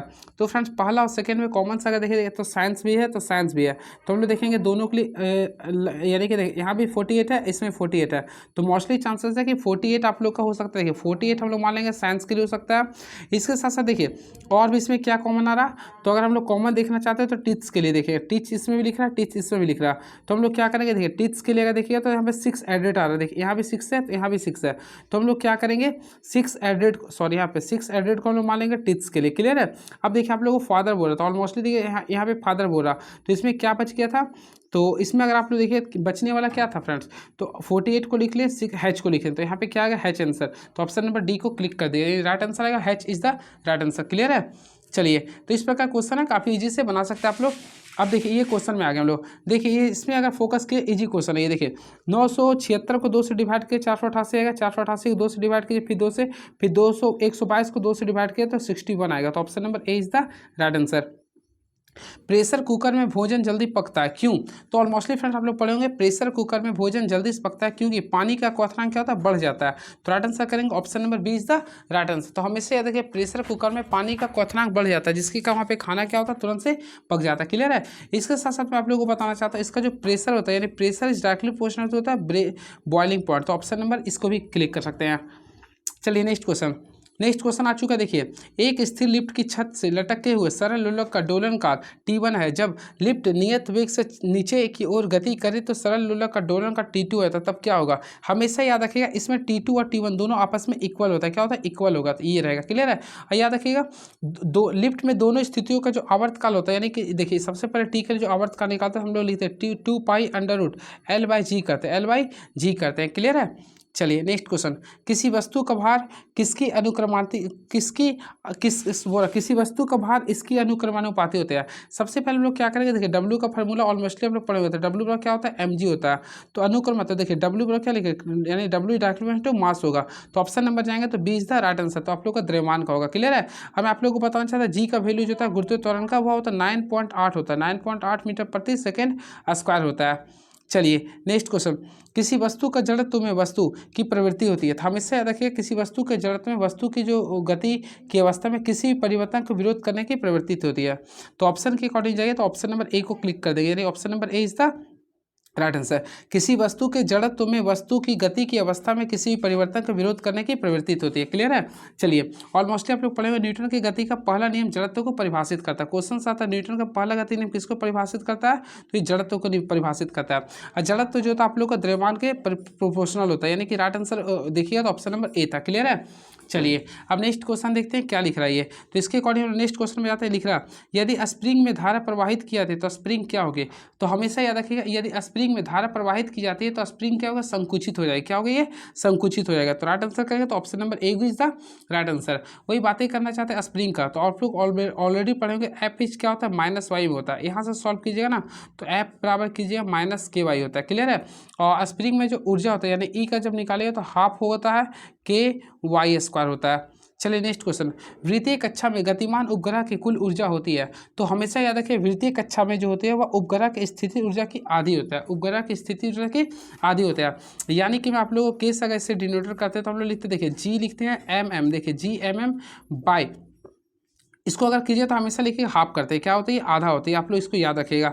चलिए अब नेक्स्ट क्वेश्चन देखते हैं क्या लिख रहा है। भिन्न धातुओं के बने एक एक केजी के 4 घन जल में तौले जाए तो क्या होगा। तो हमेशा याद रखिए फ्रेंड्स, देखिए भिन्न धातुओं के बने एक एक केजी के 4 घन जल में तौले जाए तो क्या होगा। तो न्यूनतम घनत्व वाले घन का भार न्यूनतम होगा। क्या होगा, न्यूनतम घनत्व वाले भार का क्या होगा, ये न्यूनतम होगा। तो ऑप्शन नंबर देखेंगे तो ऑप्शन नंबर बी को क्लिक कर सकते हैं। Right answer option number B is the right answer. Clear है। चलिए अब नेक्स्ट क्वेश्चन देखते हैं क्या लिख रहा है ये। नेक्स्ट क्वेश्चन काफ़ी अच्छा ही है। देखिए 47√3 सेंटीमीटर वाले घन को पिघलाकर घनाभ बनाने पर उसकी ऊंचाई कितनी होगी यदि घनाभ की लंबाई घन की भुजा के बराबर है और घनाभ की चौड़ाई 23.5 है। सबसे पहले आप लोगों को बताना चाहता घन, तो यहाँ पे घन की लंबाई घन का विकर्ण लिख रहा था। हम लोग ऑलमोस्टली पढ़े घन का विकर्ण का फॉर्मूला पता होगा आप लोग को। तो फ्रेंड्स घन का विकर्ण का फॉर्मूला तो √3a होता है। क्या होता है, √3a होता है। तो हम लोग यहाँ लिख दे देखिए √3a होता है। अब देखिए इसमें घन का विकर्ण का वैल्यू लिख रहा है आप लोग का 47 से √3 लिख रहा है। अब इसके अकॉर्डिंग आप लोग को क्या करिए, ए का वैल्यू निकालिएगा। तो यहाँ से अगर ए का वैल्यू निकालते हैं तो ऑलमोस्टली क्या आएगा 47 आएगा। तो 47 सेंटीमीटर में था तो सेंटीमीटर, तो ए का वैल्यू आ गया 40 सेंटीमीटर 47 सेंटीमीटर। अब क्वेश्चन में लिख रहा है यदि घनाभ की लंबाई घन के भुजा के बराबर है और घनाभ की चौड़ाई 23.5 है ना, तो हम लोग क्या करेंगे, देखिए घनाभ की आयतन निकालेंगे। यानी कि यहाँ पे घनाभ का आयतन निकालें बराबर घन का आयतन, दोनों को आयतन को बराबर करेंगे। तो घनाभ का आयतन क्या होता है, लंबाई गुना चौड़ाई गुना ऊंचाई। तो इसका लंबाई कितना आ गया था 47 आ गया, चौड़ाई इसमें लिखा 23.5 लिख रहा है। क्लियर है। तो हम लोग को इसका निकालना क्या है, तो ऊंचाई तो हम लोग h मान लेंगे। अब यहाँ पे घन का हम लोग जानते हैं आयतन क्या होता है, जो यानी कि जो भुजा आया था उसी को 3 टाइम्स मल्टीप्लाई करनी, 47 गुना 47 गुना 47। अब सॉल्व किए 47 कैंसिल कर दिए। तो यहाँ से अगर आप लोग h निकालिएगा तो फ्रेंड्स आपका जो वैल्यू आएगा 94 सेंटीमीटर आएगा। क्या आएगा, 94 centimetre is the right answer. तो ऑप्शन के अकॉर्डिंग जाएगा तो option number B is the right answer. तो ऑप्शन नंबर बी को क्लिक कर देंगे। चलिए अब आ चुका है क्वेश्चन आप लोग का अलजेब्रिक क्वेश्चन। देखिए सबसे इंटरेस्टिंग क्वेश्चन होता है, मज़ा भी आएगा पढ़ने में। देखिए x प्लस 1/x का वैल्यू 10 लिख रहा। तो सबसे पहले हम लोग निकालेंगे x² प्लस 1/x² निकालें। तो इसका वैल्यू निकालने के लिए क्या करते हैं, जो 10 है उसमें से स्क्वायर में से 2 को हटाते हैं। तो 10 का स्क्वायर 100 होगा, 100 में से 2 घटाएगा कितना आएगा 98 आएगा। क्लियर है। अब फिर से आप लोग को 4 में जाना है। तो हम लोग क्या करें, देखिए x पर पावर 4 प्लस 1/x पर पावर 4 करेंगे तो ये जो 98 है 98 का स्क्वायर करेंगे तो कितना होता है 9604 होता है। इसमें से भी 2 को हटा देंगे। तो ऑलमोस्टली सॉल्व कीजिएगा तो फ्रेंड्स आप लोग को भी जो आएगा 9602 आएगा, 9602 होगा। तो ऑप्शन नंबर बी को क्लिक कर देंगे। काफ़ी इंटरेस्टिंग क्वेश्चन था ये। चलिए क्वेश्चन नंबर 50 की ओर देखते हैं। क्वेश्चंस क्या लिख रहा है ये। देखिए एक समकोण त्रिभुज जिसकी भुजाएं 2 सेंटीमीटर 2√3 सेंटीमीटर 4 सेंटीमीटर दी गई, तो इसके परिवृत्त त्रिज्या ज्ञात करना है। ऑलमोस्टली याद रखिए, देखिए आप लोग को मैं बताना चाहता हूँ, देखिए ये आप लोग का समकोण त्रिभुज है। क्लियर है। अब देखिए इसका परिवृत्त त्रिज्या के लिए अगर बातें करना चाहते हैं तो फ्रेंड्स हम लोग परिवृत्त के लिए क्या करते हैं, इसको टच करवाते हैं। क्लियर है। थोड़ा सा यहाँ पे तो मेरा शेप नहीं हो पाया, इस टाइप से करते हैं। तो हमेशा देखिए इसका मान लीजिए भुजा ये 2 है, ये 2√3 है, और हमेशा देखिए इसका जो हाइपोटेनस होता है सबसे बड़ा होता है। तो परिवृत्त परिवृत्त का जब क्षेत्रफल निकालेंगे ना तो सबसे पहले इसका हम लोग त्रिज्या निकालते हैं। तो हमेशा इसका त्रिज्या निकालते हैं, यानी कि परिवृत्त का जब त्रिज्या निकालते हैं ना तो जो आप लोग का समकोण त्रिभुज का जो कर्ण उसका हाफ करते हैं, यानी कि इसका आर निकालने के लिए हाइपोटेनस को हाफ कर दीजिएगा तो ऑलमोस्टली 2 आएगा। क्या आ गया 2। अब आप लोग को परिवृत्त का क्षेत्रफल निकालना तो हम लोग क्या लेते हैं फॉर्मूला पाई आर स्क्वायर। तो आर का वैल्यू 2 था तो 2 का स्क्वायर कितना होता है 4 होता है। तो यहाँ से निकालेगा तो 4 पाई होगा। क्या आएगा 4 पाई सेंटीमीटर स्क्वायर। तो हम लोग लिखेंगे 4 पाई centimetre square is the right answer. तो ऑप्शन के अकॉर्डिंग जाएंगे तो ऑप्शन नंबर डी को क्लिक करेंगे, यानी option number D is the right answer. Clear है। चलिए अब मेरी नेक्स्ट क्वेश्चन लिखना। तो नेक्स्ट क्वेश्चन देखते हैं क्या लिख रहा है। दिए गए पाई चार्ट का अध्ययन करें और नीचे दिए गए प्रश्न का उत्तर लिखना है। तो इसमें आप लोगों को सॉल्व करना है फ्रेंड्स। तो देखिए इसमें आप लोगों को क्वेश्चन लिख रहा 2020 में गांव डी की जनसंख्या 10,500 थी। तो 2020 में गांव की जनसंख्या कितनी थी। तो वही बोला यदि अच्छा गाँव की कुल जनसंख्या का 100% है। तो सिंपल वे में आप लोगों को देख रहा है सबसे पहले कितना थी 10,500। तो हम लोग 10,500 कर दिए। क्लियर है, ऑलमोस्टली समझ में आ गया होगा। अब यहाँ से इसके कंपैरिजन में देखना। तो डी का क्या था 8 था और आप लोग कंपैरिजन किससे करना था तो 12 वाले से, यानी ए से। तो आप लोग सॉल्व कीजिएगा। तो इसको सॉल्व किया तो 15750 आएगा। काफ़ी इजी क्वेश्चन होता है ये। चलिए अब अगला क्वेश्चन आ चुका है टाइम एंड एक का क्वेश्चन आ गया पाइप और टंकी का। देखिए पाइप एक खाली टंकी को 18 घंटे में भर सकता है, पाइप भी उसी खाली टंकी को 24 घंटों में भर सकता है। यदि दोनों पाइपों को एक साथ खोल दिया जाए तो खाली टंकी को भरने में कुल कितना समय लगेगा। जब भी दोनों के लिए बोलते हैं तो हम लोग दोनों को मल्टीप्लाई करेंगे, यानी 18 को 24 से गुना कर देंगे, फिर दोनों को सम कर देंगे। तो फ्रेंड्स आप लोग इस टाइप से आप लोग बनाइएगा। तो इसका जो राइट आंसर आएगा 10.2/7 आएगा। 10.2/7 घंटा आएगा। क्लियर है। तो ऑप्शन में जाएंगे तो 10.2/7 यानी ऑप्शन नंबर बी को क्लिक कर देंगे, यानी option number B is the right answer. देखिए लेटरिंग में लाइन थिकनेस डी का मान क्या होता है। तो हमेशा याद रखिएगा अगर ए की बातें करना चाहते हैं तो ए का जो वैल्यू होता है वो आपका डी h/14 आता है। क्या आता है h/14 आता है। तो ऑप्शन के अकॉर्डिंग जाएगा तो ऑप्शन नंबर बी को क्लिक कर दीजिएगा।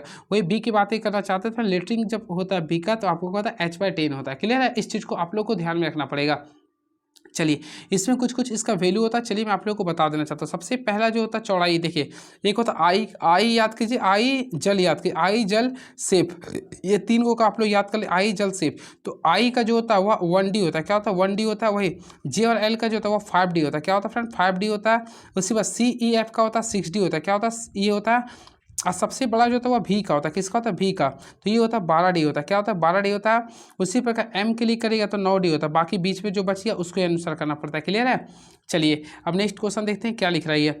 वृत्त खींचने के लिए कंपास को किस दिशा में घुमाया जाता है। तो हमेशा याद रखें वृत्त खींचने के लिए कंपास को ऑलमोस्टली आप लोग क्या बनाते हैं क्लॉकवाइज में घुमाते हैं। क्या घुमाते हैं क्लॉकवाइज में। तो right answer option number A is the right answer. 75 question. एक प्रक्षेपण एक तिर्यक प्रक्षेपण है जिसमें वस्तु की गहराई को पूर्ण आकार में दिखाया जाता है। तो हमेशा याद रखिएगा फ्रेंड्स एक कैविलियर, देखिए कैविलियर आप लोग पढ़े होंगे तो ये देखिए एक कैविलियर प्रक्षेपण एक तिर्यक प्रक्षेपण है जिसमें वस्तु की गहराई को पूर्ण आकार में दिखाते हैं। क्लियर है। इसके साथ साथ याद देखिए कैविलियर प्रक्षेपण प्लेन के साथ 45 डिग्री का कोण बनाता है। ये क्वेश्चन आता है कितना डिग्री का कोण बनाता है तो 45 डिग्री का कोण बनाता है। और इसका जब रेशियो देखिए तो 1:1:1 आएगा। क्लियर। ये भी आप लोग को ध्यान में रखना पड़ेगा। इसके साथ साथ याद रखिएगा देखिए अब यहाँ पे आप लोगों को बताना चाहते हैं कैबिनेट प्रक्षेपण। एक होता है कैबिनेट प्रक्षेपण। तो ऑप्शन तो नहीं लिखे। कैबिनेट प्रक्षेपण में जो एंगल बनता है वो 63.4 डिग्री का बनता है। क्लियर है। चलिए और कैविलियर का रेशियो याद रखिए 1:1:1 होता है। वही चलिए आया नहीं तो डिस्कस नहीं करेंगे। चलिए नेक्स्ट क्वेश्चन देखते हैं क्या लिख रहा है ये। तो नेक्स्ट क्वेश्चन लिख रहा है यदि ए का अर्थ डिवाइड, बी का अर्थ मल्टीप्लाई, सी का अर्थ प्लस और डी का अर्थ माइनस है तो इसमें आप लोग को सूटेबल करना कौन सा सही होगा। तो फ्रेंड्स आप लोग सॉल्व कीजिएगा ना तो इसका राइट आंसर आएगा 153 हो जाएगा। चलिए अब क्वेश्चन आ चुका है। देखिए आप लोग का क्वेश्चन आ चुका है काफ़ी बढ़िया से। अभी इस क्वेश्चन को स्किप कर रहा हूँ देखिए क्योंकि कुछ क्वेश्चन को भी स्किप करूँगा क्योंकि टाइम सेव करना है मैं। देखिए डॉक्टर इंजीनियर वकील, तो ऑलरेडी फ्रेंड्स आप लोग को बताना पड़ेगा डॉक्टर इंजीनियर वकील में कौन सा रिलेशन होता है। देखिए तीनों सबसे अलग होते हैं। डॉक्टर का ना इंजीनियर से संबंध होता है ना वकील से। तो देखिएगा तो इसका राइट आंसर होगा इसमें तीनों अलग अलग होगा ना। हाँ तो तीनों ऑप्शन ही नहीं, बी को क्लिक कर देंगे। चलिए नेक्स्ट देखिए इसमें असंगत को चूज करना है। वसंत तूफान सर्दी शरद। तो देखिए वसंत सर्दी शरद एक मौसम है लेकिन तूफान क्या नहीं है। चलिए घाटी, वायु, खेत और पर्वत। तो इसमें ऑप्शन के अकॉर्डिंग देखिए तो सबसे डिफरेंट क्या है तो वायु है। तो हम लोग ऑप्शन नंबर बी को क्लिक कर देंगे। प्रेरण इंडक्शन द्वारा किसी अचालक को आवेशित नहीं किया सकता क्योंकि, तो हमेशा याद रखें फ्रेंड देखिए प्रेरण द्वारा किसी अचालक को आवेशित नहीं कर सकते क्योंकि उसमें मुक्त इलेक्ट्रॉन नहीं होते। क्योंकि उसमें मुक्त इलेक्ट्रॉन नहीं होता है। कोई भी चीज़ आप लोग का जब उसमें मुक्त इलेक्ट्रॉन होता है तभी वो आवेशित होता है। तो option number A is the right answer. Fahrenheit तापमापी के ऊपरी तथा निचले मध्य बिंदु के मध्य कितना अंतराल होता है। और मोस्टली फ्रेंड्स आप लोग पढ़ोगे फ़ारेनहाइट का जो वैल्यू होता है, सबसे निचली जो वैल्यू होता है वो आप लोग का होता है 32 डिग्री फ़ारेनहाइट होता है, और सबसे बड़ी जो होता है वो 212 डिग्री फ़ारेनहाइट होता है। दोनों का बीच डिफरेंस देखिए तो 180 आएगा। क्या आएगा? 180। तो right answer option number B is the right answer. तो 120 को ऑप्शन नंबर कर देंगे। क्लियर है? चलिए, तो राइट आंसर करेंगे तो ऑप्शन नंबर बी को क्लिक कर देंगे। क्लियर है? चलिए, अब नेक्स्ट क्वेश्चन देखते हैं। अगर क्वेश्चन आता है फ्रेंड्स फ़ारेनहाइट में हिमांक बिंदु क्या होता है, तो याद रखिए हिमांक बिंदु तो ये होता है 32 डिग्री होता है। वही भाप बिंदु बोलेंगे तो 212 डिग्री फ़ारेनहाइट होता है। नेक्स्ट क्वेश्चन, फ्लेमिंग के दाएं हाथ के नियम के अनुसार चालक की गति की दिशा और प्रेरित ईएमएफ की दिशा क्या होती है। सबसे पहले आप लोगों को मैं बताना चाहता हूं, फ्लेमिंग के दाएं हाथ के नियम के अनुसार चालक की दिशा और प्रेरित ईएमएफ की दिशा हमेशा आपस में लंबवत होती है। क्या होती है? लंबवत होती है। क्लियर है? तो ऑप्शन नंबर बी को क्लिक कर देंगे। अब देखिए, आप लोगों को 3 चीज़ याद करना पड़ेगा। आपका फादर को अपना याद कीजिए, मदर को याद कीजिए, अपना फ्यूचर चिल्ड्रन को। देखिए, सबसे पहले एक होता है फोर्स होता है, यानी कि जो अंगूठा जो आपको शो करता है वो फोर्स को करता है, और जो लिटिल फिंगर होता है वो शो करता है चुंबकीय क्षेत्र को, यानी कि 4 फिंगर जो होता है वो चुंबकीय क्षेत्र को करता है, यानी कि मैग्नेटिक एरिया को, चुंबकीय क्षेत्र को ही बोलते हैं ना, मैग्नेटिक एरिया को शो करता है।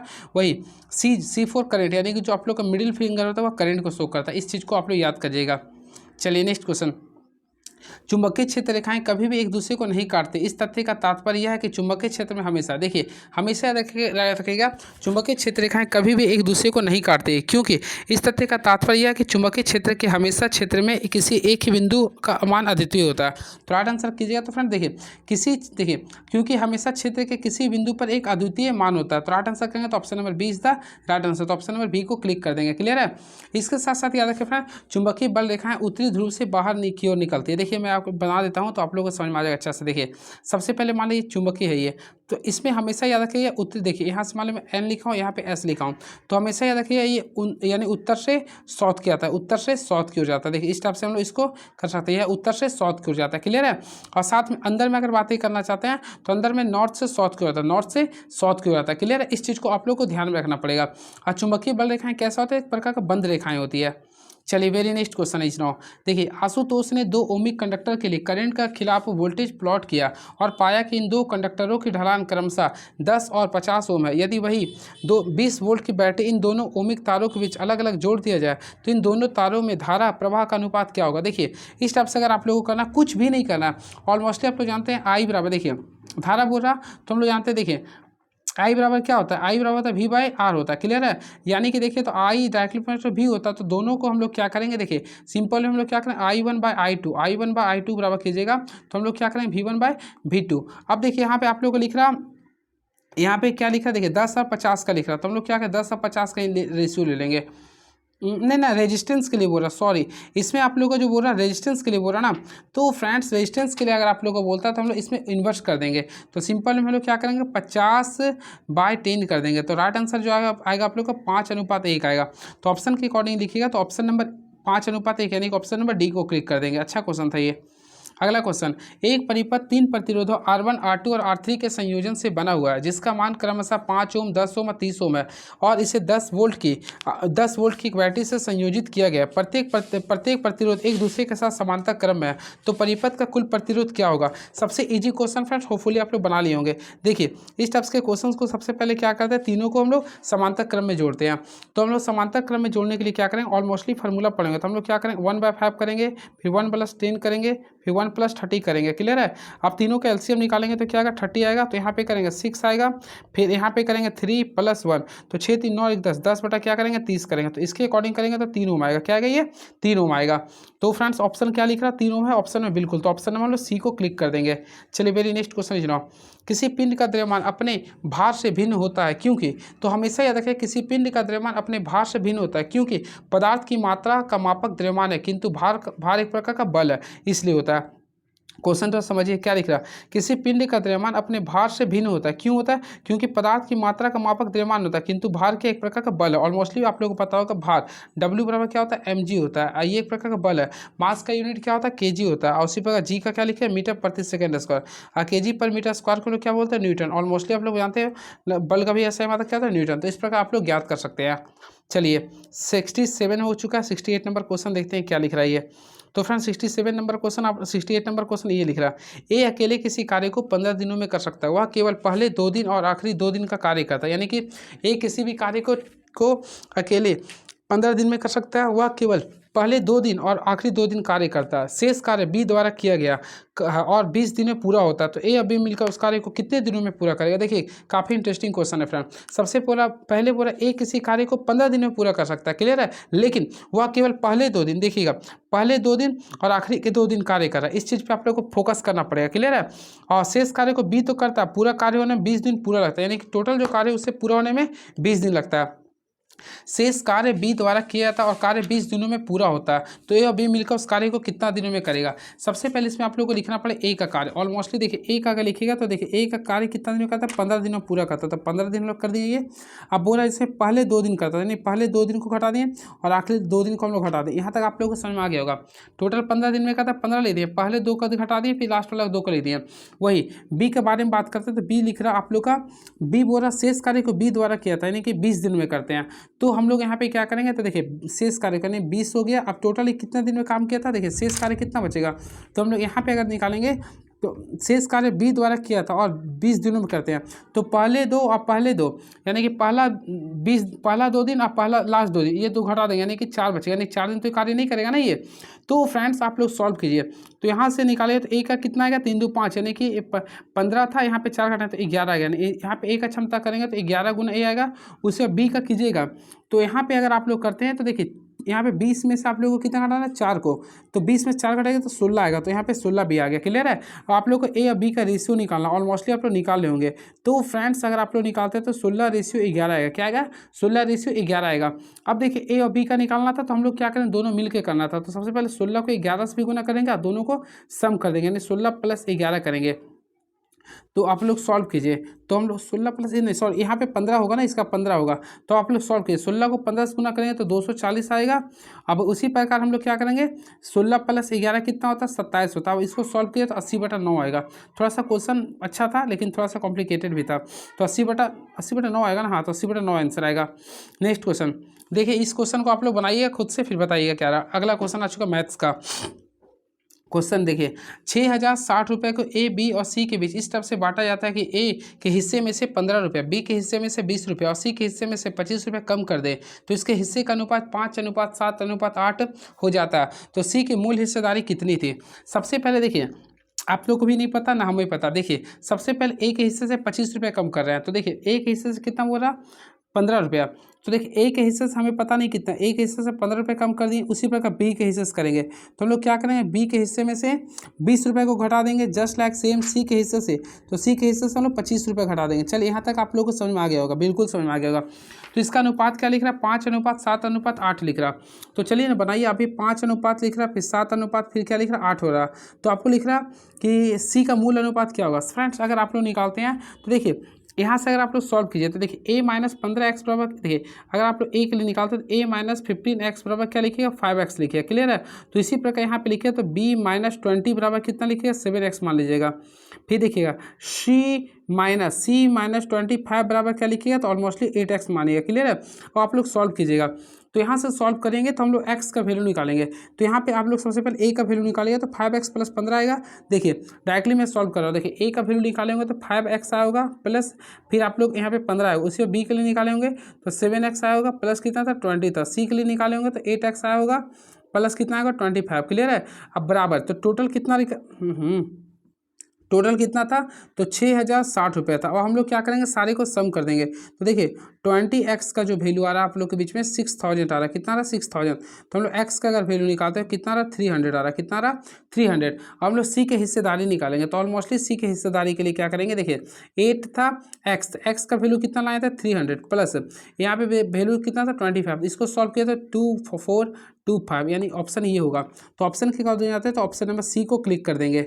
चलिए नेक्स्ट क्वेश्चन, एक वस्तु को उसके अंकित मूल्य पर 30% की छूट देकर बेचा गया, यदि 20% लाभ प्राप्त होता है और वस्तु का क्रय मूल्य 840 रुपये, तो वस्तु का अंकित मूल्य क्या होगा। सबसे पहले एक फार्मूला आप लोग देख लीजिएगा, इसका फार्मूला होता है, हमेशा इस क्वेश्चन को मैं इसी प्रकार बनाता हूँ, MP/CP 100 प्लस यहाँ प्रॉफिट कर दीजिएगा बाय 100 माइनस डिस्काउंट कर दीजिएगा। और आप लोग बना लीजिए खुद से, देखते हैं कैसे बनाएंगे। सबसे पहले फ्रेंड्स MP का आप लोग को निकालना, तो MP रहने दिया। CP का वैल्यू क्या लिख रहा, तो CP का वैल्यू लिख रहा 840 में ले दिया। अब देखिए 100 प्लस प्रॉफिट, तो प्रॉफिट लिख रहा 20%, तो 120 हो गया। फिर डिस्काउंट लिख रहा 30%, तो यहाँ पर आप सॉल्व कीजिए। देखिए 7 का पावर हम ये कीजिए 12 बार में, तो टोटल कीजिए कि 1440 आ जाएगा, यानी ऑप्शन के अकॉर्डिंग जाइए तो option number A is the right answer. तो ऑप्शन नंबर ए को क्लिक कर देंगे। आई होप आप लोगों को क्लियर हुआ होगा। चलिए अब मेरी नेक्स्ट क्वेश्चन ले जाओ। एक निश्चित राशि 10% की वार्षिक ब्याज की दर पर 4 वर्षों के लिए उधार दी गई है, जबकि जबकि ब्याज की गणना वार्षिक चक्रवृद्धि ब्याज के आधार पर की जाती है। तो तीसरे वर्ष का ब्याज दूसरे वर्ष के ब्याज से 242 रुपये अधिक है, तो 4 वर्ष बाद ब्याज कितना होगा। देखिए इस क्वेश्चन को निकालना आपको 4 वर्ष बाद ब्याज क्या होगा। सबसे पहले आपको क्या करना पड़ेगा, देखिए अधिक है ना, तो आपको अधिक बोल रही है। एक निश्चित राशि 10 वर्ष की वार्षिक ब्याज की दर पर 4 वर्षों के लिए उधार दी गई है, जबकि ब्याज की गणना वार्षिक चक्रवृद्धि ब्याज के आधार पर तीसरे वर्ष का ब्याज दूसरे वर्ष के ब्याज से 242 रुपया अधिक। कोई बात नहीं, देखिए जब ये दिख रहेगा तो हम लोग इसको टोटल लिख देंगे। क्लियर। और आपको रेट तो नहीं पता तो एक्स मान लेंगे, 10% था। और ईयर आप लोगों को सबसे पहले 1 वर्ष के लिए मानते, 1 वर्ष के लिए मान लेंगे। अब यहाँ पे 100 कर देंगे, तो यहाँ से आप लोग एक्स का वैल्यू निकालिए। देखिए तो यहाँ से अगर एक्स का वैल्यू निकालते तो कितना हो गया 2420, यानी कि ये निकाल दें। अब तीसरे वर्ष के लिए निकालेंगे, यहाँ आप लोग दूसरे वर्ष के लिए निकाल लेते, ठीक है। अब तीसरे के लिए निकालेंगे तो देखिए कितना लाए थे 2420। इसमें हम लोग क्या करेंगे 242 को फिर से ऐड कर देंगे, तो कितना आएगा 2662 आ गया। अब चौथे वर्ष के लिए निकालना है तो हम लोग क्या करेंगे, देखिए 2662 जो है ना, इसी में हम लोग 10% को इंक्रीज करना था, तो 10% को इंक्रीज, तो 100 + 10 कितना होगा 110 होगा ना। तो 110 बटा क्या करेंगे 100 कर देंगे, और आप लोग सॉल्व कर लीजिएगा। तो फ्रेंड्स सॉल्व कीजिएगा तो कितना आएगा, लगभग आ जाएगा 2928.2 आएगा। क्लियर है। तो ऑप्शन के अकॉर्डिंग 2928 रुपये तक आंसर आएगा। 2928 यानी option number A is the right answer. तो ऑप्शन नंबर ए को क्लिक कर देंगे। चलिए ड्राइंग में बार बार होने वाले आकृति को दिखाने के लिए इस लाइन का प्रयोग करते हैं। तो फ्रेंड्स याद रखिएगा, ड्राइंग में बार बार होने वाले आकृति को दिखलाने के लिए डिट्टो लाइन का प्रयोग करते हैं। कौन सा लाइन का प्रयोग करते हैं, डिट्टो लाइन। तो ऑप्शन नंबर ए को क्लिक कर देंगे, यानी डिट्टो लाइन का प्रयोग करते हैं। क्लियर है। चलिए नेक्स्ट क्वेश्चन बोला, निम्नलिखित में कौन यानी 3 डायमेंशनल आकृति है। देखिए पहला त्रिभुज आप लोग का 2 डायमेंशनल होता है। षष्ठभुज भी अगर आप लोग देखिएगा तो ये भी 2 डायमेंशनल होता है। घन हमेशा होता है वर्ग का, यानी वर्ग को अगर आप लोग 3D में बदलिएगा तो घन बन जाएगा। तो ऑप्शन नंबर जाए तो घन आप लोग का एक 3D है, सरल रेखा तो एक 1 लीनियर होता है। चलिए नेक्स्ट क्वेश्चन, कंबाइंड डायमेंशनल कौन है।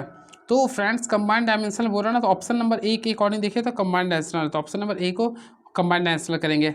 चलिए 76 नंबर क्वेश्चन देखते हैं क्या लिख रहा है ये। भारत में उद्योगपति मुकेश अंबानी इस वर्ष एशिया का सबसे अमीर व्यक्ति है। वे भारत के भी सबसे अमीर व्यक्ति। देखिए भारत के उद्योगपति मुकेश अंबानी इस वर्ष एशिया के सबसे अमीर व्यक्ति है। ठीक है। क्वेश्चन का आंसर देखिए क्या लिखा है, ये भारत के भी सबसे अमीर व्यक्ति है। और मोस्टली फ्रेंड अब देखिए एशिया के अंदर ही तो पार्ट्स आता है भारत का, तो जब एशिया का तो भारत का भी है, तो ऑप्शन ए तो सही हो गया। ये भारत के सबसे अमीर व्यक्ति नहीं, ये तो कैंसिल हो गया ना, तो पहला केवल निष्कर्ष 1 फॉलो कर रहा। अगला, यदि प्लस और माइनस को आपस में बदल दिया जाए और क्रमशः 8 और 6 का स्थान को बदल दिया जाए तो कौन सा विकल्प सही होगा। फ्रेंड्स अगर आप लोग इसे बनाएगा तो ऑप्शन नंबर बी आप लोग देखिएगा सुटेबल कर जाएगा। चलिए आप लोग को 78 नंबर क्वेश्चन को सॉल्व करना। होपफुली 78 नंबर क्वेश्चन को अगर सॉल्व कीजिएगा तो देखिए बी का रिलेशन लिख रहा है एम से, और देखिएगा बी कितना, यानी बी में 11 ऐड कीजिएगा तो आएगा एम। तो उसी प्रकार एल में हम लोग 11 को इंक्रीज करेंगे, यानी कि 12 में से 11 को ऐड कीजिएगा तो 23 आता है। 23 क्या होता है डब्ल्यू।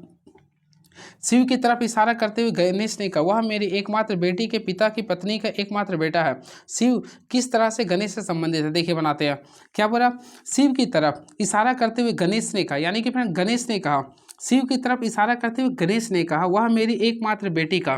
तो देखिए मान लीजिए गणेश है, ये क्या है, ये गणेश है, वह मेरी एकमात्र बेटी, यानी गणेश की एक बेटी है मात्र, वह मेरी एकमात्र बेटी के पिता, तो इसका पिता की पत्नी, यानी इसकी पत्नी हो गया कि पत्नी का एकमात्र बेटा है। तो फ्रेंड्स आप ये बेटा कर दिए, तो शिव किस तरह गणेश से संबंधित है। तो देखिए यहाँ पे लोग शिव लेते, ये क्या आप लोग का शिव है। देखिए शिव की तरफ बोला तो शिव को तो पता नहीं था, आप पता है शिव गणेश से क्या, शिव ऑलरेडी इसका पिताजी हो गया ना, यानी कि गणेश शिव का पापा हो गया। तो ऑप्शन के अकॉर्डिंग देखिएगा तो बोला शिव किस तरह गणेश से संबंधित है, शिव आप लोग का बेटा हो गया, तो ऑप्शन नंबर इसका सी कर देंगे। चलिए देखिए ये क्वेश्चन को, इसमें आप लोगों को बताना है P7Q3R4S का में P की M का क्या संबंध है।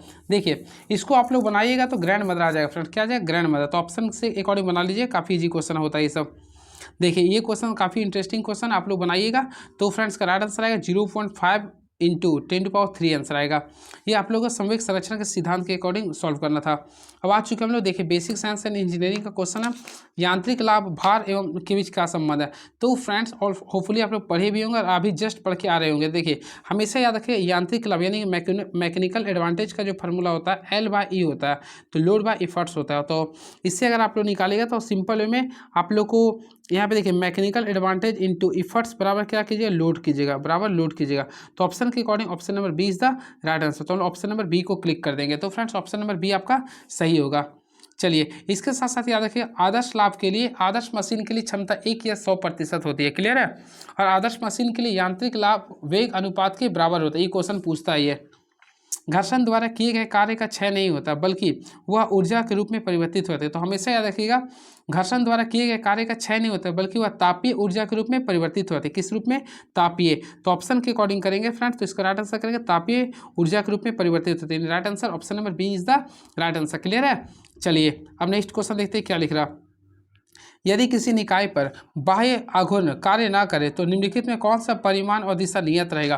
तो हमेशा याद रखिएगा, देखिए क्वेश्चन लिख रहा है यदि किसी निकाय पर बाह्य बल आघूर्ण कार्य ना करे तो निम्नलिखित में कौन सा परिमाण तथा दिशा नियत रहेगा। तो देखिए इसमें हमेशा कोणीय संवेग जो होता है वह क्या है, कांस्टेंट रहेगा। तो ऑप्शन के अकॉर्डिंग लिखेंगे तो option number C is the right answer.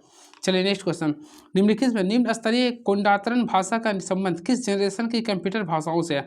तो देखिए भाषाओं के लिए बात करता है तो हम लोग को आपको बताना चाहता हूँ क्या बोला, निम्न स्तरीय कुंडांतरण यानी कि जो भाषा को चेंज करते हैं। तो कुंडांतरण भाषा का संबंध क्या होता है, हमेशा दूसरी जनरेशन यानी सेकेंड जनरेशन होता है। जब भी लैंग्वेज का आएगा तो हमेशा सेकेंड जनरेशन कीजिएगा, क्लियर है। चलिए अब नेक्स्ट क्वेश्चन देखते हैं क्या। फ्रेंड्स आप लोग जनरेशन पर पढ़े होंगे तो बात करते हैं जनरेशन का। देखिए ये आप लोग याद कर लीजिए, ट्रिक बहुत अच्छा लगेगा। वर्तिमा सबसे पहले पहला जनरेशन में वैक्यूम ट्यूब का यूज किया था, सेकेंड में ट्रांजिस्टर का यूज किया था, थर्ड में इंटीग्रेटेड चिप का, चौथा में माइक्रो प्रोसेसर का, पाँचवें में आर्टिफिशियल सर्किट का।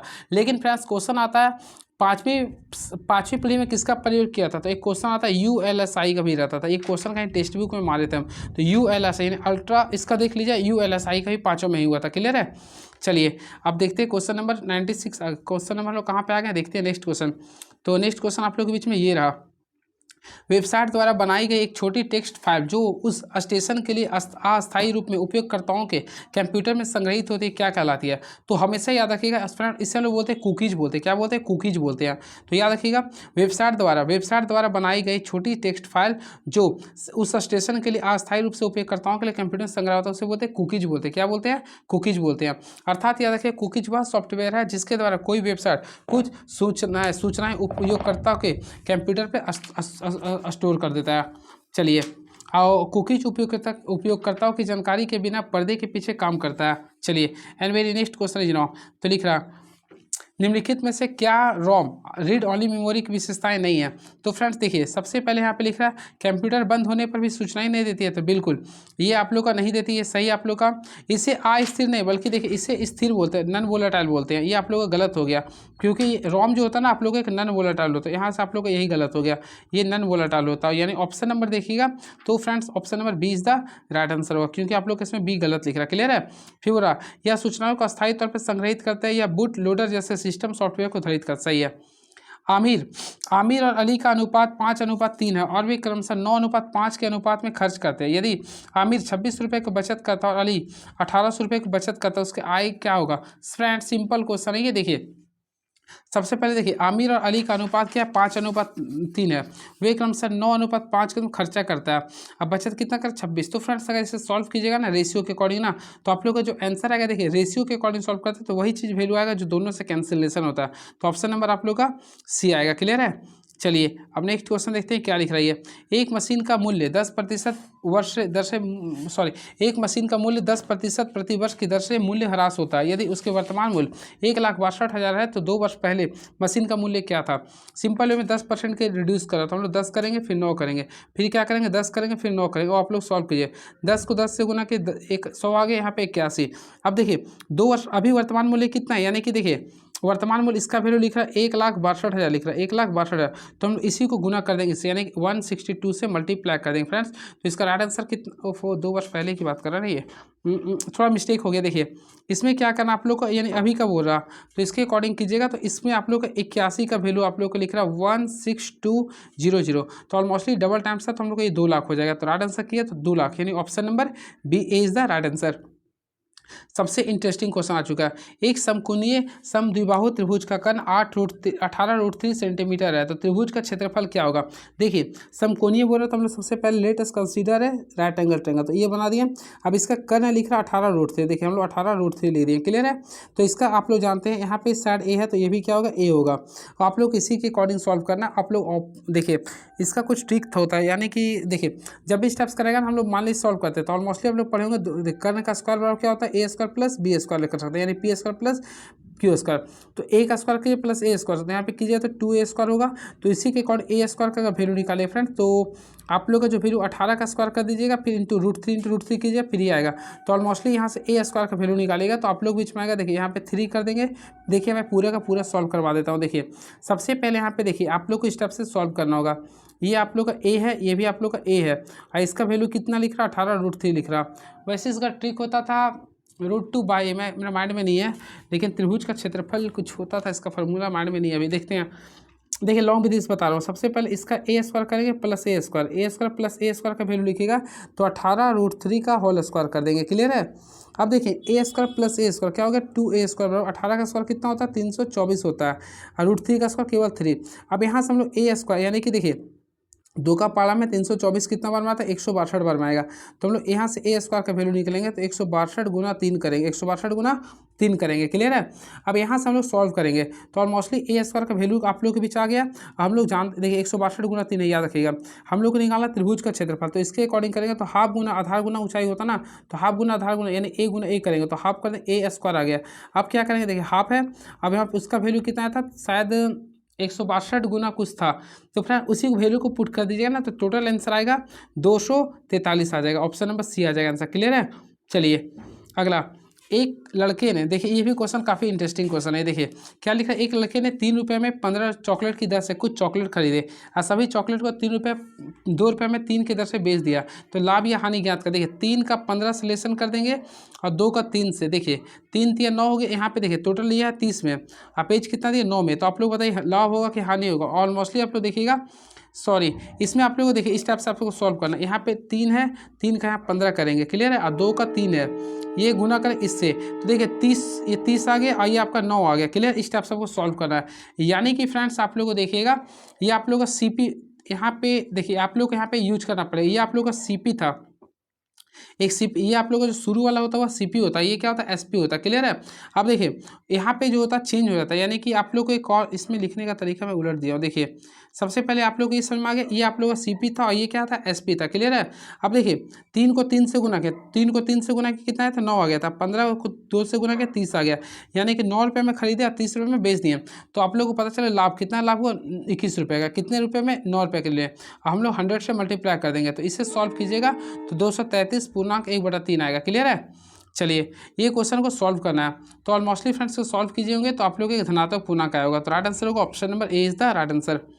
चलिए अब देखिए रिड्यूसिंग स्केल किसे कहता है। देखिए सबसे पहले देखिए स्केल 3 प्रकार के होते हैं। देखिए अगर 1:1 बोला तो इससे बोलेंगे फुल स्केल। अगर देखिए मान लीजिए कि यहाँ पे 5 है वैल्यू, यहाँ पे 1 है, देखिए ये सेकेंड वाला जो वैल्यू होता है यानी डिनोमिनेटर का जो वैल्यू होता है वो वास्तविक होता है। 5 है, यहाँ पे 4 हो गया, घट गया ना, तो जहाँ पे घट जाता है उससे बोलते हैं रिड्यूसिंग। क्या बोलेंगे, रिड्यूसिंग। अगर मान लीजिए यहाँ 5 है, यहाँ पे कर दिए 6, तो ये बढ़ गया, तो इसको बोलते हैं इनलार्जिंग, क्लियर है। तो आप लोग को देखना है कि कौन छोटा हो रहा। तो देखिए यहाँ पे 2 था, यहाँ पे 1 हो गया, तो ऑलमोस्टली ये छोटा हो गया, तो रिड्यूसिंग स्केल क्या होगा, 1:2 होगा, 1:2 होगा। तो option number A is the right answer. Isometric view में वर्ग इस आकृति में बदल जाती है, तो हमेशा याद रखिएगा आइसोमेट्रिक व्यू में वर्ग जो था समचतुर्भुज में बदल जाती है। किसमें बदलते हैं, समचतुर्भुज में। तो ऑप्शन नंबर डी को क्लिक कर देंगे। नेक्स्ट क्वेश्चन, तृतीय कोण यानी थर्ड एंगल प्रोजेक्शन में किसी वस्तु का शीर्ष हमेशा क्या बताता है। तो फ्रेंड्स अगर आप लोग पढ़े होंगे तो हमेशा देखिए इसमें आप लोग को 3 चीज़ कंडीशन होता है। इसमें जो होता है आप लोग किसी वस्तु का जो शीर्ष यानी टॉप व्यू जो होता है ना, वो हमेशा बाएं की तरफ दर्शाता है, तो बाएं की तरफ, यानी कि ऑप्शन नंबर सी को क्लिक कर देंगे। अब अगला क्वेश्चन देखते हैं, 96 क्वेश्चन क्या लिख रहा है ये। इस क्वेश्चन 96 है। तो फ्रेंड्स इसमें आप लोगों को पुट करना था। देखिए सी का वैल्यू क्या होता है, ऑलमोस्टली यहाँ पे 3 होता है, आई का 9 होता है, टी का 20 होता है, वाई का 25 होता है। तो डी का क्या लिखेंगे 4, यू का क्या लिखेंगे 21, के का क्या लिखेंगे 11, ई का क्या लिखेंगे 5, यानी 4, 21, 11, 5 होगा। 4, 21, 11, 5 ऑप्शन है, 4, 21, 11, 5, यानी ऑप्शन नंबर सी को क्लिक कर देंगे।